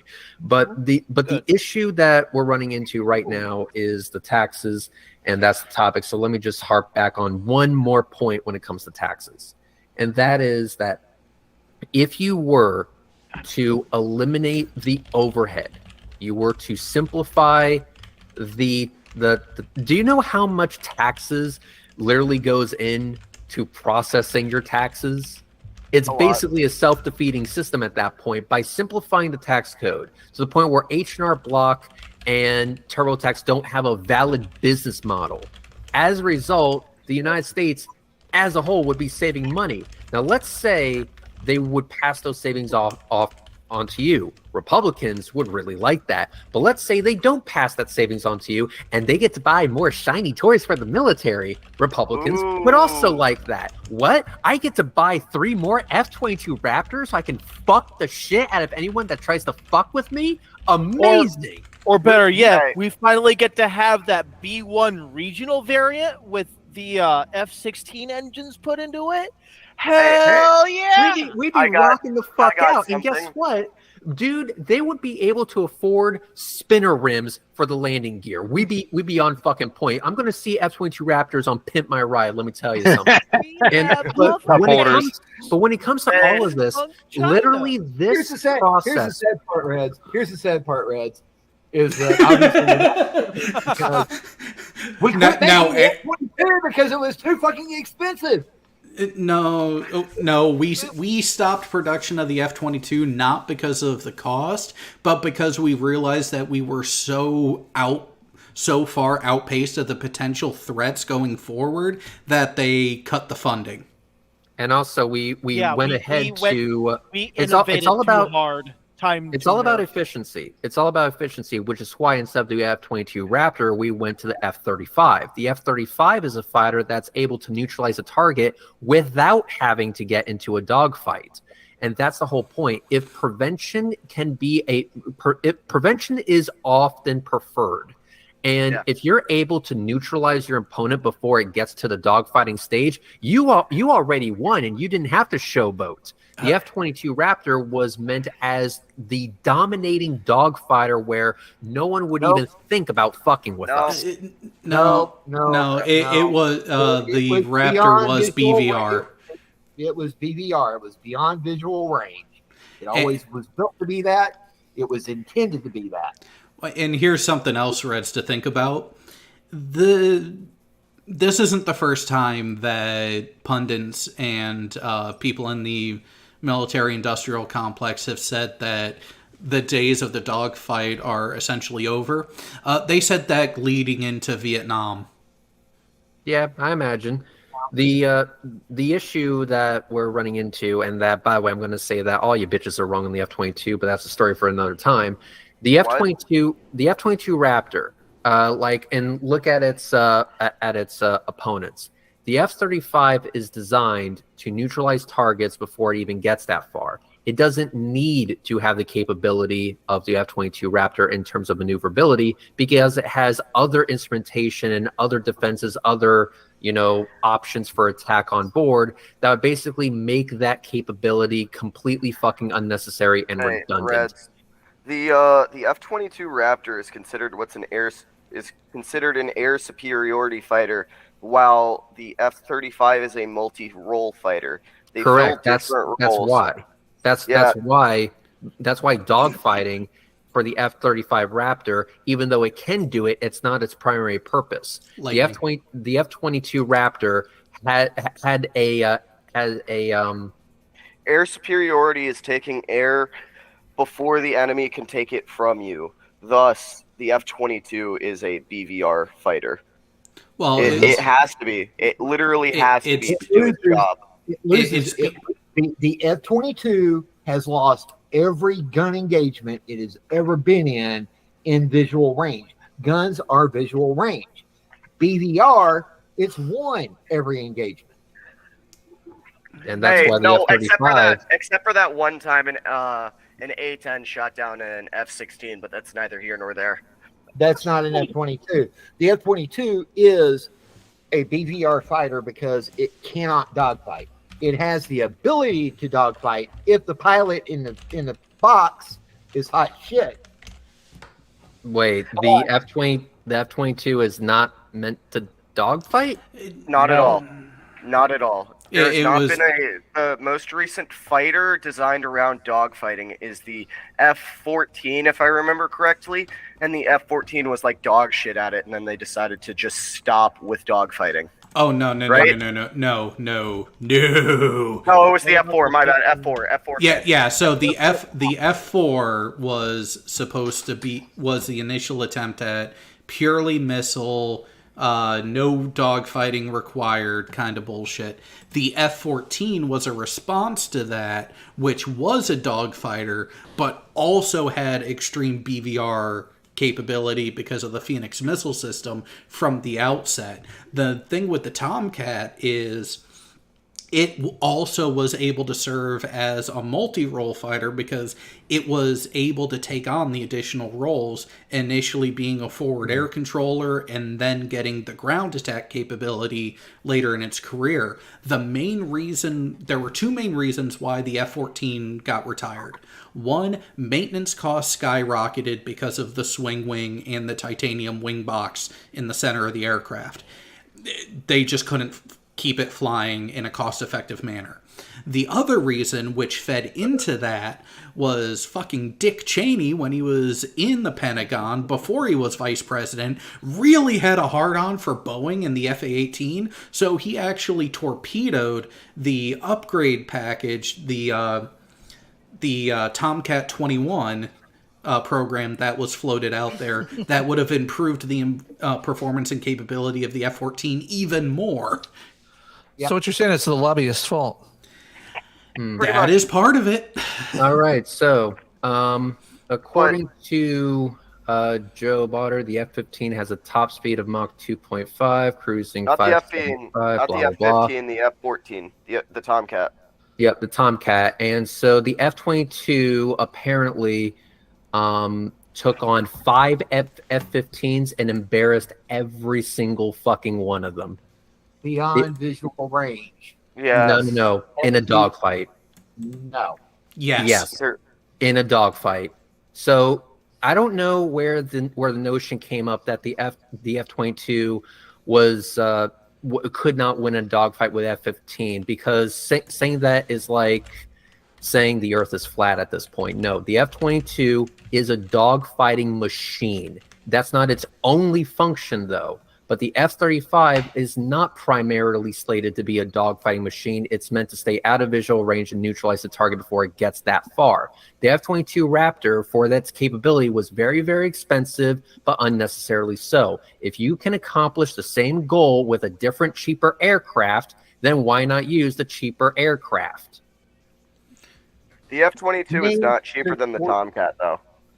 No. Well, I wouldn't compare an F-22 and a Tomcat. I mean, they're totally different roles. No, the F-22 became expensive when they added cup holders. Well, here's the other thing. So Pepsi dispensers. So outright Pepsi commercial for Top Gun. Yeah, outright purchase cost, the F-22 cost more equivalent dollars than the F-14. Where the F-14's cost skyrocketed and actually was a legit reason for its decommissioning was the maintenance cost. The number of hours and cost of maintenance per flight hour, which the F-14 was a maintenance whore. Is that because it has a variable wing configuration? That was part. No, that is part of it. That was part of it, but it was also an older design to where the rule of thumb for the ground crew on the F-14 was if she's not leaking, she's dry. That's most aircraft, though. No. That is most aircraft of that vintage. But if you look at the F-18, if you look at the 35, if you look at the F-16, the F-15 is kind of where it began, to where you're not expecting massive leaking of fluids. Some leaks in some places, yes, but not to the extent of the F-14. And also, just to put numbers to this, the F-22 Raptor was at a cost of $143 million per unit. The cost of the F-35 was $80 million per unit.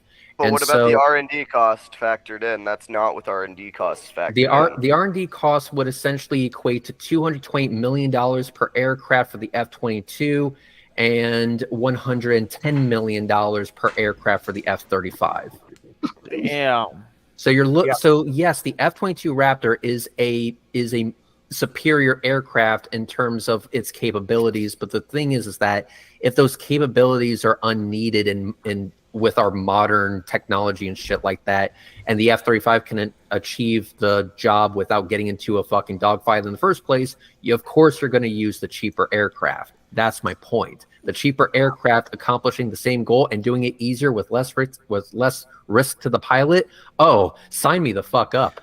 Well, and Yeah, sounds like but a sewer. also That's the big issue. Is thing- if you look at our currently what's going on though is like most time we're sitting like an F-22. Mostly of what it's end up doing is ground strike, which isn't a role it's designed for.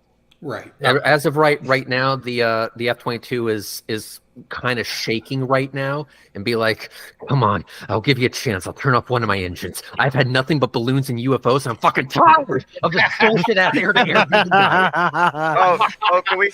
Can we say congratulations to the F-22 for popping its cherry earlier this year at least? Yeah, really. Finally. They go over Russian airspace, and I'm like, you better send up enough. I get to be an ace. I need some fucking meat in my diet. I need my 5. Actually, so this just popped in my head while reading the comment from Mark Beiser, where he points out the R&D component of the F-35 will continue to go down as it is amortized over more aircraft as it is delivered to more NATO countries. That's another factor in why the cost per unit of the F-35 is lower than what it could have been, and it is because it is not just being flown by the U.S. The F-22 is only being flown by the U.S. By design, though, due to it having a better. So the F-22 is the most stealthy fighter in the world. The F-35 has nothing on the radar cross section of the F-22. The F-22's radar cross section is literally the size of a honeybee. Yep. Which you can compare the F-35, which I think is the size of a small bird. And that's only when the F-35 is flying clean. As soon as you put external stores, it's still smaller than a Hornet in its RCS, but it's not as much of a decrease.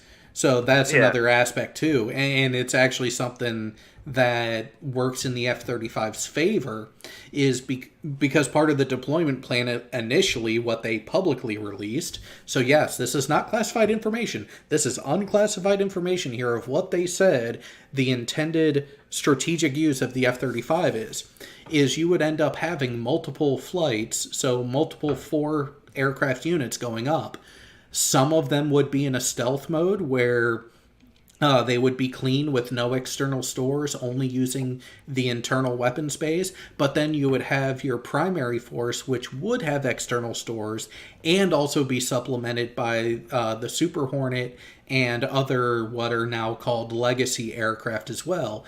And that flight, that strike package, would also be flanked and have overwatch by the F-22. Doing combat air patrol, which is the primary role of an air superiority fighter. An air superiority fighter should not. Maybe it has the ability to get into dogfights. It should not be in dogfights, though. That is. Well, we would want to prevent that from happening. No dogfights is awesome, but they do see the value in having be like, hey, listen. We don't want to get into dogfights. We hate dogfights. We know that they are a risk every single time. But we also want it to be very clear that if you get into a fucking dogfight with us, we will fuck you up the ass with no lube, and we'll make sure that we split your taint in half while we're at it. Yeah, but the F-22 back to jousting. For millions of dollars a piece. Yeah, the Raptor, by the way. They want the threat to be there. Yeah. So then why don't we just get done with all this and just send Reds up in a plane without his paper bag? Yeah, really. because here's the thing: we're trying to neutralize an enemy target. We're not trying to detonate the Tsar Bomba here. Fuck. But we could stop the Russia-Ukraine war if we did that. Yeah, but you'll be eliminating half of the life on all of the planet. You say that like it's a bad thing. Okay, Thanos. Since Ukraine popped up, let's switch gears here. Okay. The hardest of choices require the strongest of wills. Now, has anybody been following Wagner Group? Yeah. You're talking about the guy who literally... and they're debating on leaving. No, they already mercenary left. Group. Is that the mercenary group? Yes, they already left Bakhmut. Oh, Okay. They already pulled out Bakhmut. Counter-offensive. What is coming up? What the Ukrainian forces are coming up against are pretty much remnants, guerrilla fighters, if you will, of the Russian army. They're facing elements. They're not even facing full units or battalions or even a squadron at this point. So they've pretty much wiped out the Russian military as it was. Pretty much. Damn, that was a lot. Wagner was the most enforced group, unit, whatever you want to call them, mercenary group, in Bakhmut. And Ukraine managed to do it pretty much on their own. No, they pulled out politically. They pulled out because Putin quit supporting Wagner's head guy, and I forgot his name. Oh, he's on the NCD Ukrainian War bingo card. I forget his name. It starts with a P. The one that looks like an actual cartoon supervillain. Yeah, Pushkin. Ooh. I think it was Pushkin. Yeah, that's it. Yeah, Pushkin. Pushkin pulled everybody out of Bakhmut. They're on the eastern flanks of Bakhmut. That's the only territory they're going to hold.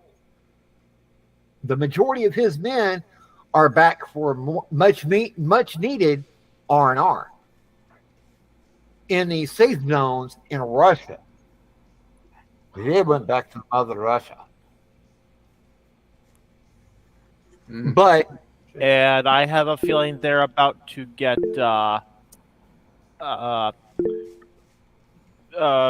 taste of the good old Makarov. More than likely, go ahead, Tasty, since you're raising your hand so damn much.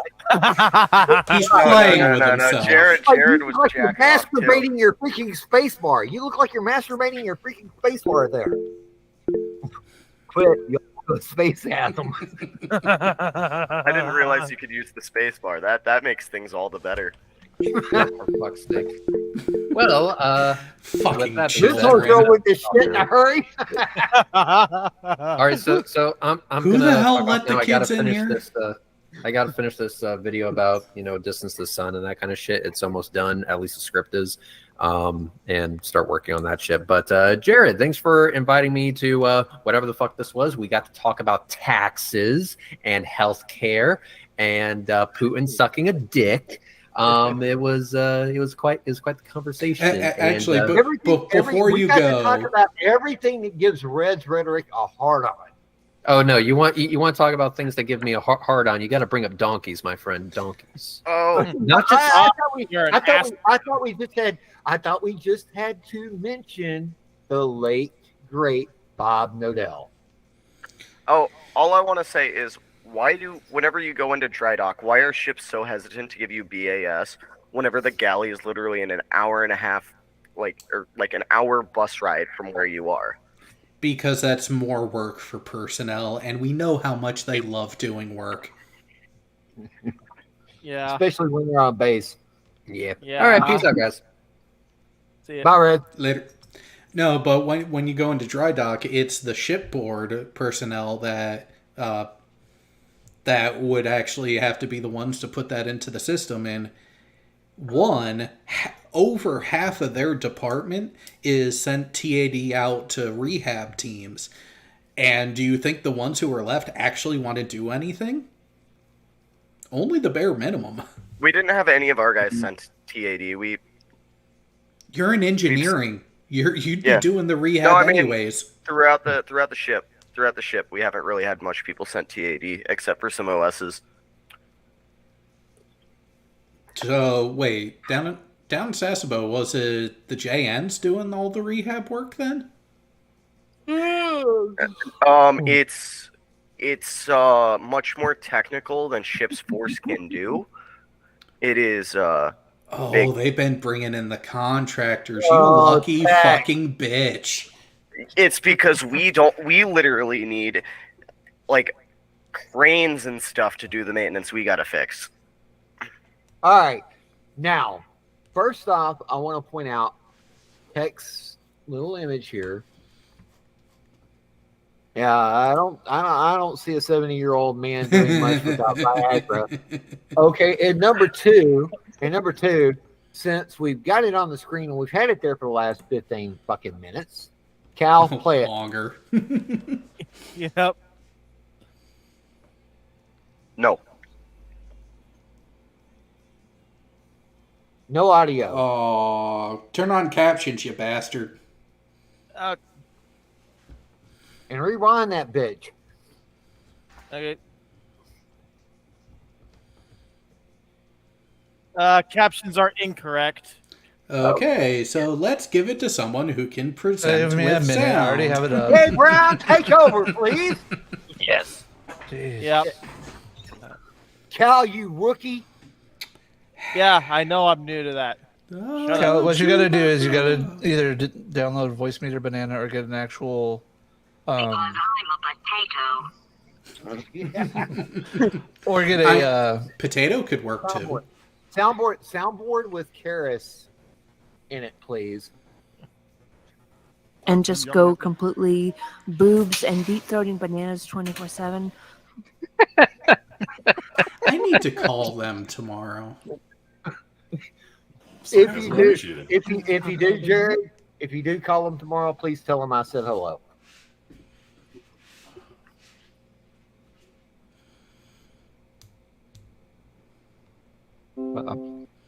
Yep. Here we go. Next time. How much? Secret. Why? Just guess. $600? Jail. Just guess. That's pretty much how it works right now. And I'm just getting annoyed because the last couple of years I've had to file a fucking extension. Oh, that sucks. That sucks. Well, Hey, I get an automatic extension, baby. Well, yeah, because you're overseas, but that wasn't an excuse. I still got mine done on time when I was in Japan. Fucker. Hey, all I'm saying Damn. is we should simplify the tax code, and with the money saved, make it so that the military members aren't taxed federally. Or tax at all. Yeah.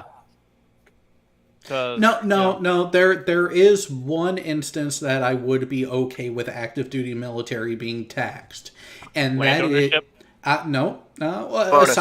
aside from property taxes. I'm just saying regular routine payroll type tax.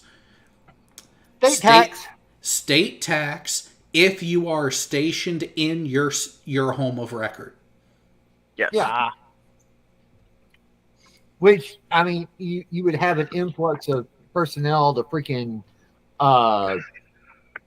formerly Fort Hood, Fort Bliss, Fort Sam Houston, all the fucking Air Force bases around San Antonio, and I don't know why there's that many around San Antonio.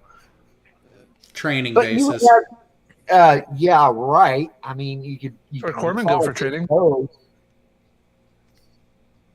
No, I agree with that, though. Like, why are we paying our own paychecks? Am I right, guys? Am I right?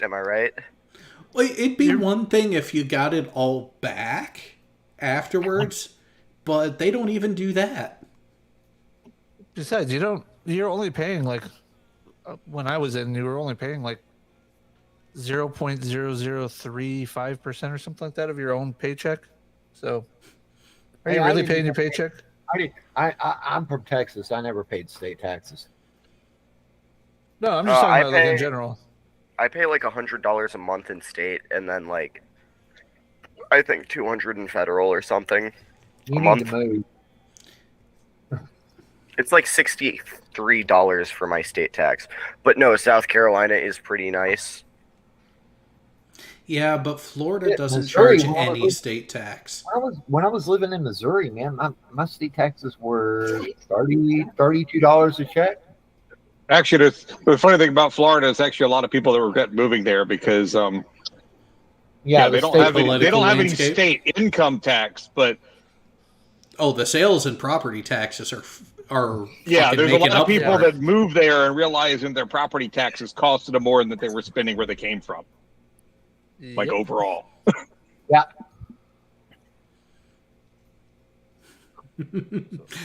Yeah, see, Mark Beiser says that Texas is essentially the same way. No state income tax in Texas sounds great until you look at our property taxes. Yeah, that's where you kind of get ass raped. All right. But our property taxes are still lower than California. Overall. Is that really the badge of honor that you want?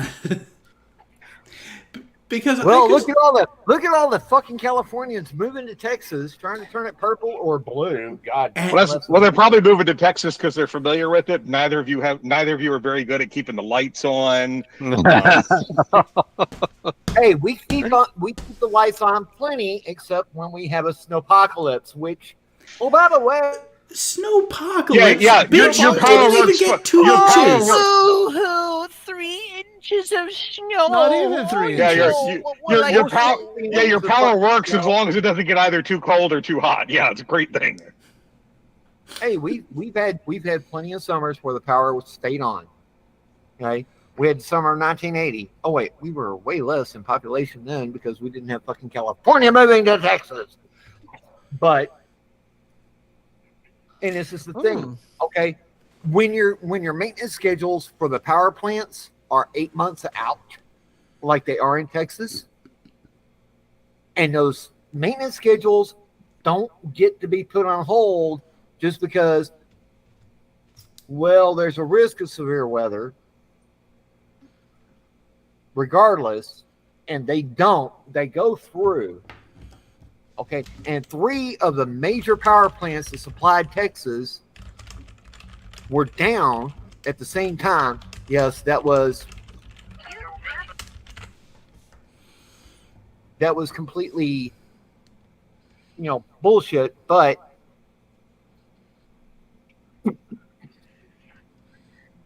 because they never should have been scheduled for the same time to be down. There should have been at least 2 others operational. But Comanche Peak was not offline, and Comanche Peak was running at 100%.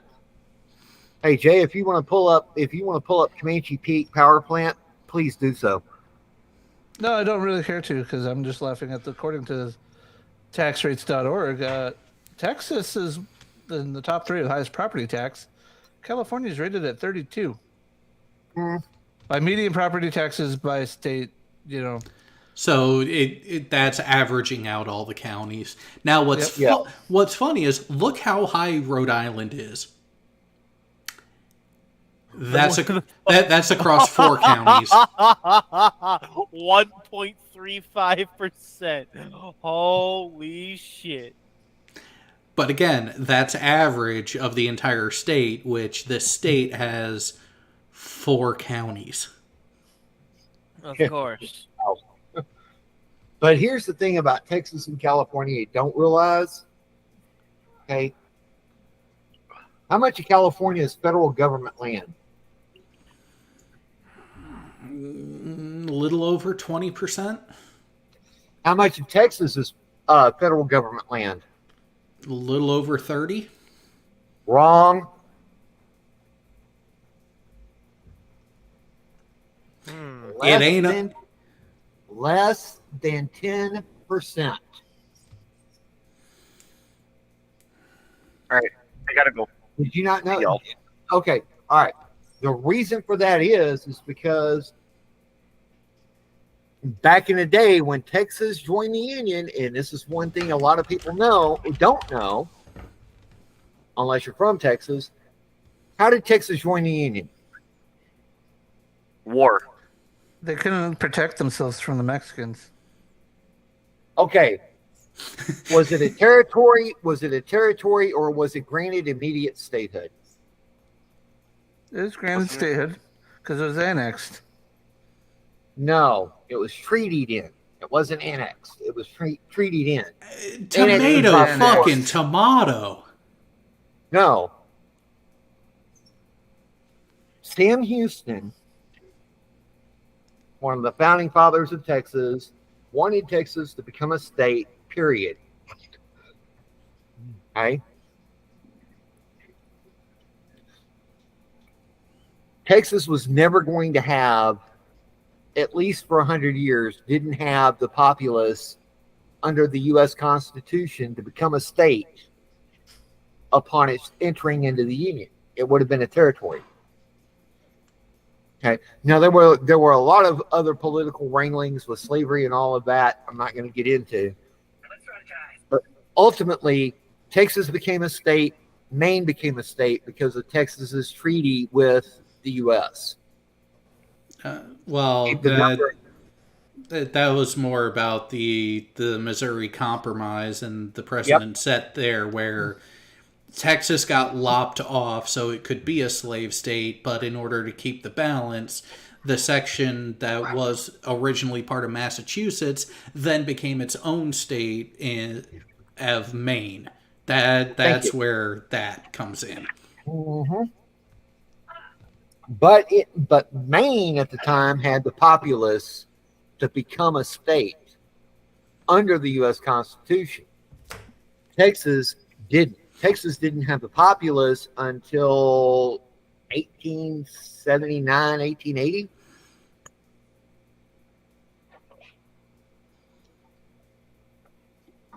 That's neither here nor there. But the thing is that the majority of land in Texas is owned by private citizens that have. Jay Brown, I hope to God you got queued up. Huge tracts of land. Yeah, just keep I took going. that one off of that. I took that one off. Damn it. Plus, it's better when you don't prompt the audio clip.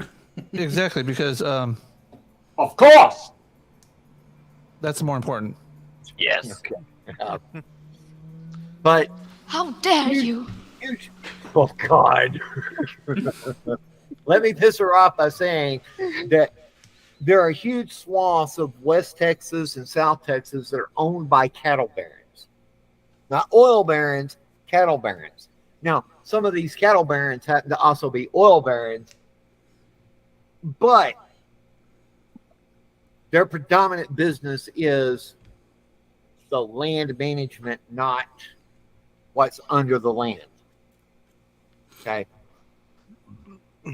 So the majority of that is taxed,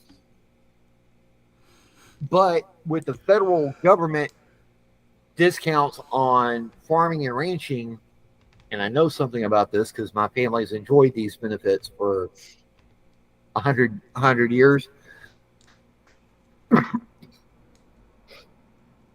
Farmers and ranchers get a huge discount on their personal taxes, which is then recovered by the local government for property taxes. Once you figure those two things out, the actual equation becomes Californians pay more because there are more Californians per density than there are in Texas. Well, population density is a thing. And the population is rather dense. Very Majority of property owners and the majority of people living in Texas pay In rent both cases. on own property. Population density is directly proportional to itself.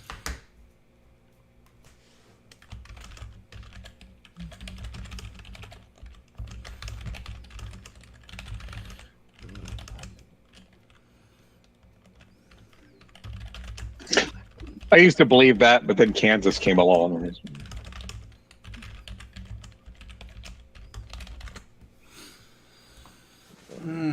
You know, I've gotten to that point where anytime I hear the mention of Kansas, I can't help but think of Supernatural. I've actually finally started watching that series, and I can see why people really did enjoy it. Yeah, Supernatural is just meh. My wife has been watching it like on repeat for years now. I just cannot get into it. I cannot enjoy it. Ew. Well, you've been tacitly exposed to it for a while, whereas it was my thought. You know what? People have talked about this shit. Let me give it a go. See what it's like. And I tried that. It's not terrible, but here's the thing. I get a kick. I'm still only in the early seasons. I think we're only in season 3 right now. But the interplay between Sam and Dean and that sibling bullshit, I get a kick out of.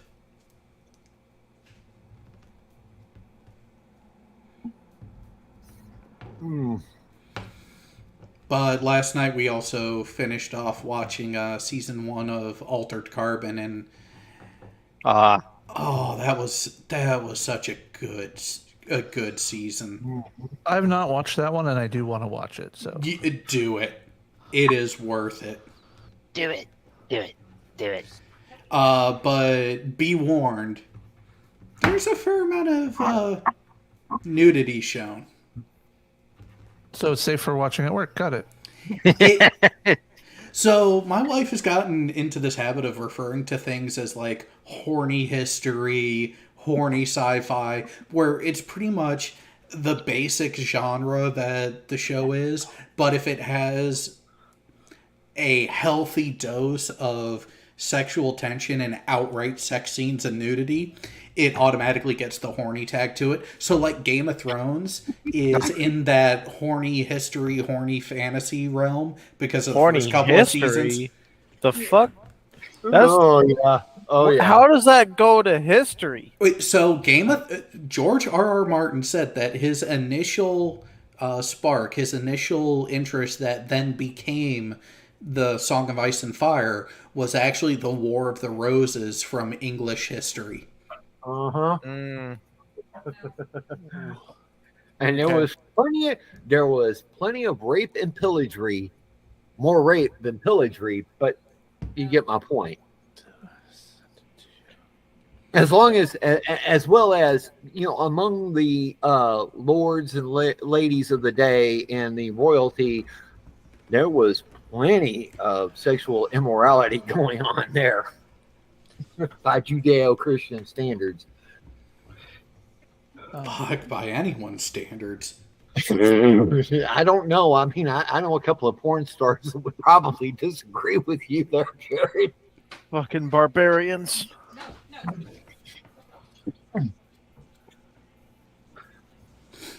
I mean, Christy Canyon's having vodka poured on her vagina. Be one individual that I've actually met in real life. Yeah, So the pickle is getting double pickled. No, no. It was in a clam muff. A what now? It was in a clam muff. The fuck is that? A clam on clam. Yeah. Otherwise known as scissoring. Yeah, scissoring. It was also a dove fucking incident as well, but I'm not going to go too far into that because, damn. Yeah, just no. So do you want to hear? Although poor Cal probably wouldn't even know what. Point here. It's like the year 2017. Probably We're not. both literally still in college. It sounds so much worse when you just started out like that. No. So she comes into the room here. I'm sitting there on the couch, and she asked me, "Hey, what's a suplex?" I just wanted to know. I'd never heard the term before. I thought it was like a duplex. So So he was like, "Oh, I'll show you what a suplex is." But now, obviously, I'm not going to hurt her because, I mean, you've seen the size of, her, and that could obviously break her. So I'm not going to do that just literally on the couch. So I'm like, okay, well, let's take it to the bedroom, and I'll show you what a suplex is. The gist of it, though, is that we do the suplex. It sounds so weird to say in the first place like that. Like we just hear, and the entire middle of the bed sinks down. Now we have no money. We're like 21 and 22 years old, just married, no money to fix this bed. So for 2 years, we just had a broken bed. And anytime anyone asks us, like, oh, well, what's up with your bed? Oh, well, we broke the bed. And then we have to explain why. And no one believes us. They're like, oh. Like nobody believes. Oh my god, that's great. Those are generally the best stories, though. The ones They that are. you're completely honest. It's like, no, this is what happened. And people are like, you're fucking with me. Wait, We should. Okay. Well, let me tell you. When Country Girl and I were first married, back in 2000, we had already walked down the aisle. She was 4 months pregnant, and we got her old bed from her house, which was a full-size bed because my parents were cheap and they left me on a twin bed for fucking ever and a day. So we had her bed. It had the support slats. Within the first 2 weeks we were in our house in Dallas, we had fucking broke the support slats. Bullshit. Yeah, right, Jay. Legit broke the. Okay, all right.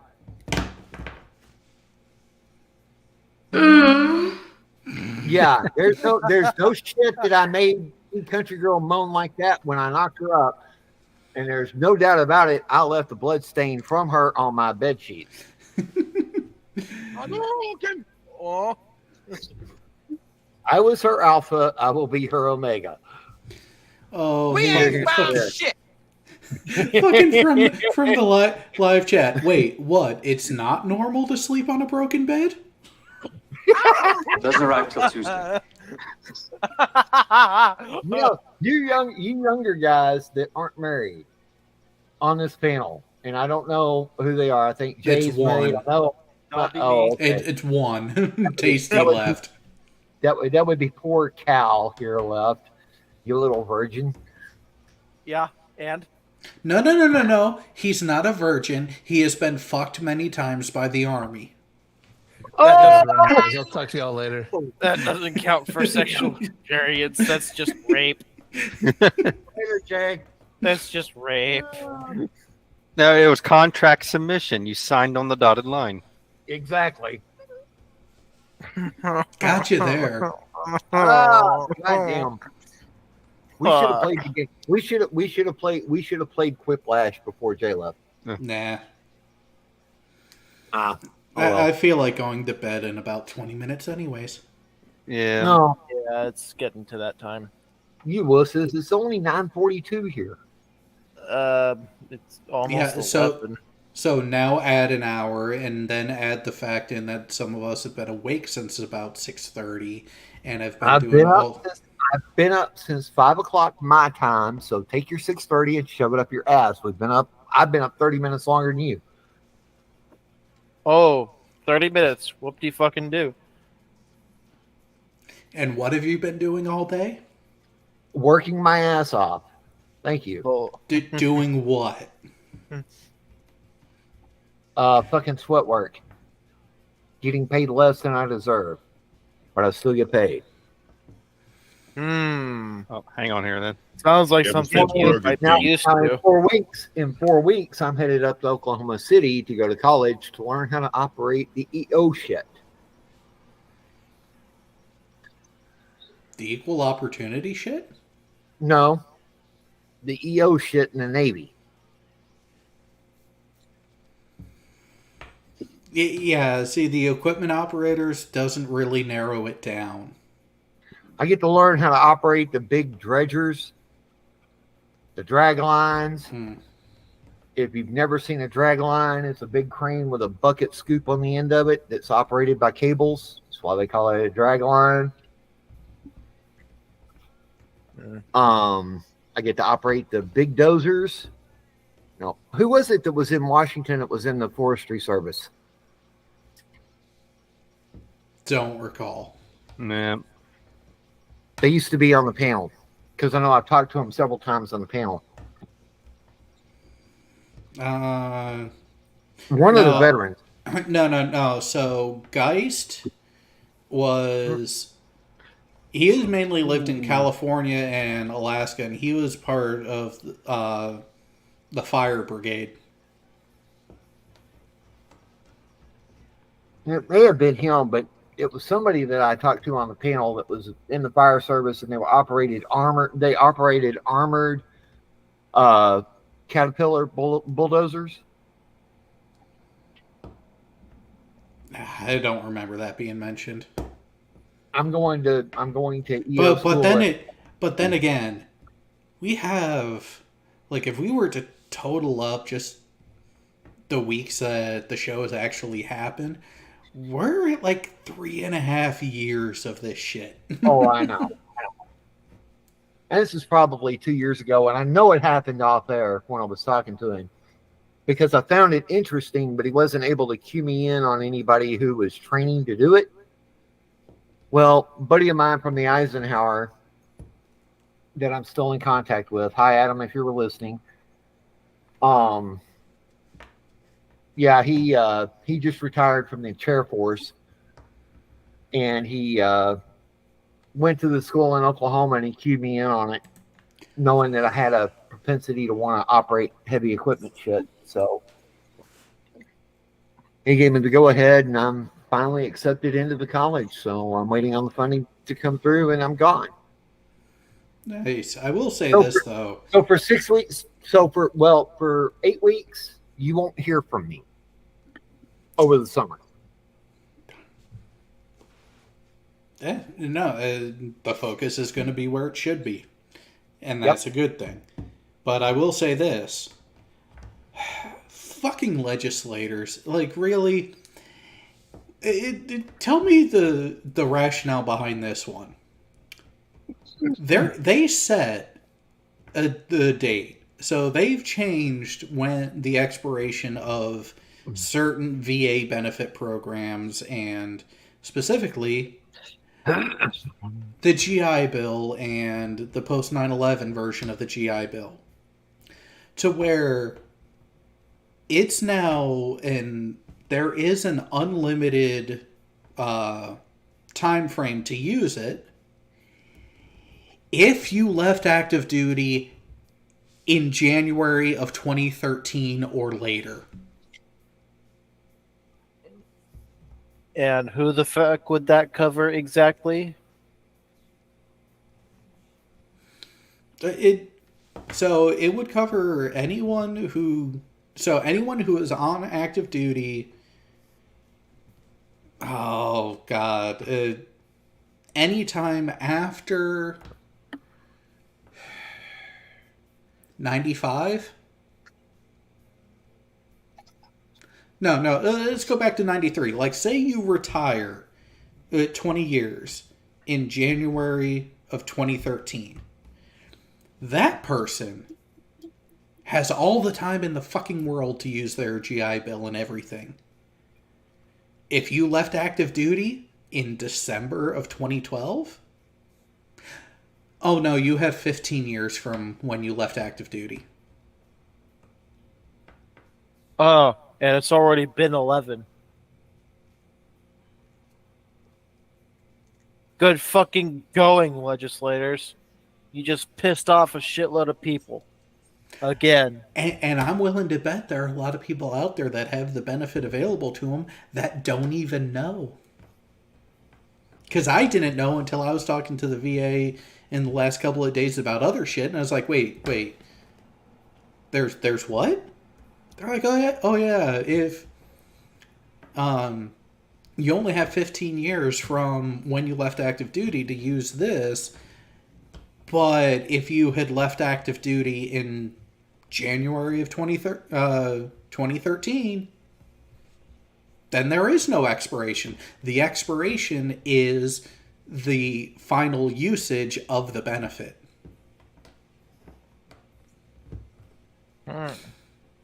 Yeah, so it's like, would it really have cost them any more to just go back to if you were on active duty in, say, September 2001 or later? If you are eligible for the post 9/11, okay, we'll give you all the time. It's just, I'm wondering what the rationale was to set that the rationale demarcation. the rationale is that our legislators don't actually respect those who have sacrificed everything for their country. Well, not just that. Because, well, here's the thing. There are enough that care enough to even get that change to have taken place.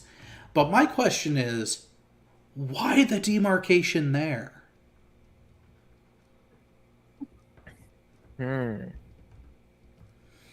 So why January 2013?